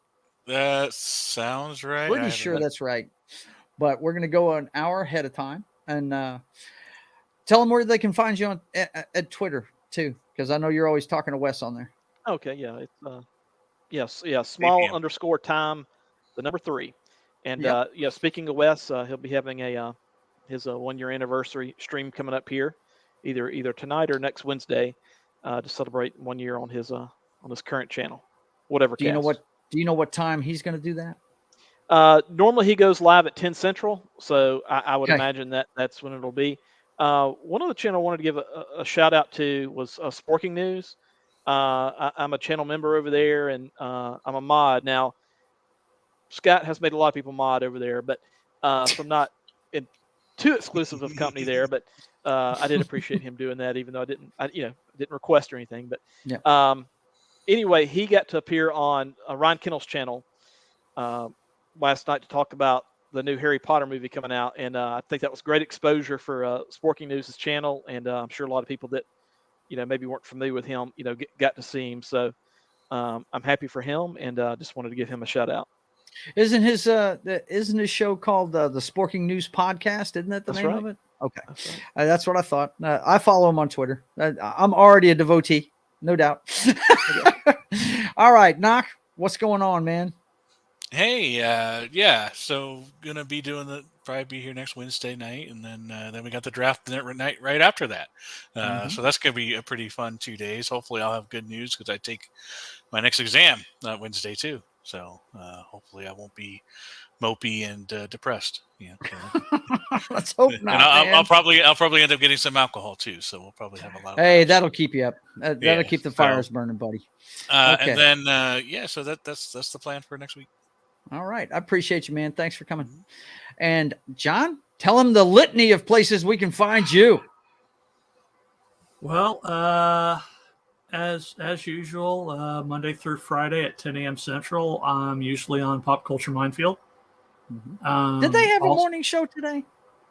They had a rerun. Okay. It was a rebroadcast. Okay. Right. Yeah, we didn't do anything live. Okay.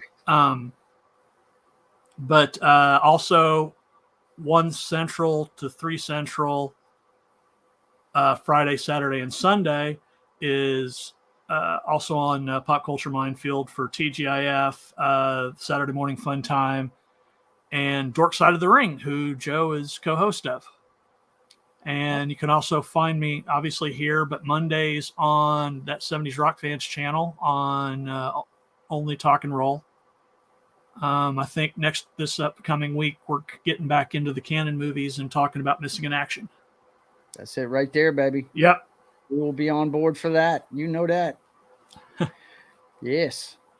All 3 of the Missing in Action movies. Okay. Well, John, thank you for being here, man. I appreciate you. And I hope that you can check in with us live at the draft, man. Yeah, I kind of forgot about that. I'm going to be at the draft, so I'm going to check in from the floor of the draft or the outside the area or whatever it is. Yeah. Outside, off the stage, because I want to get away with from the noise at least a little bit. I hear you. But yeah, I'll be checking in during the show. So, all right. Well, we appreciate you. Thanks for coming, John. Appreciate it. All right, boys and girls. Let's see what I've got coming up this week. Of course, you're watching State of the Atmosphere, where we talk about all the stuff we dig and everything that's going on in pop culture. Sometimes we do some current events when it's big news, but we try and stick with the stuff we dig or new announcements and stuff that's going on in the world of pop culture that we follow. And then we do this every Wednesday at 5:30 p.m. Central.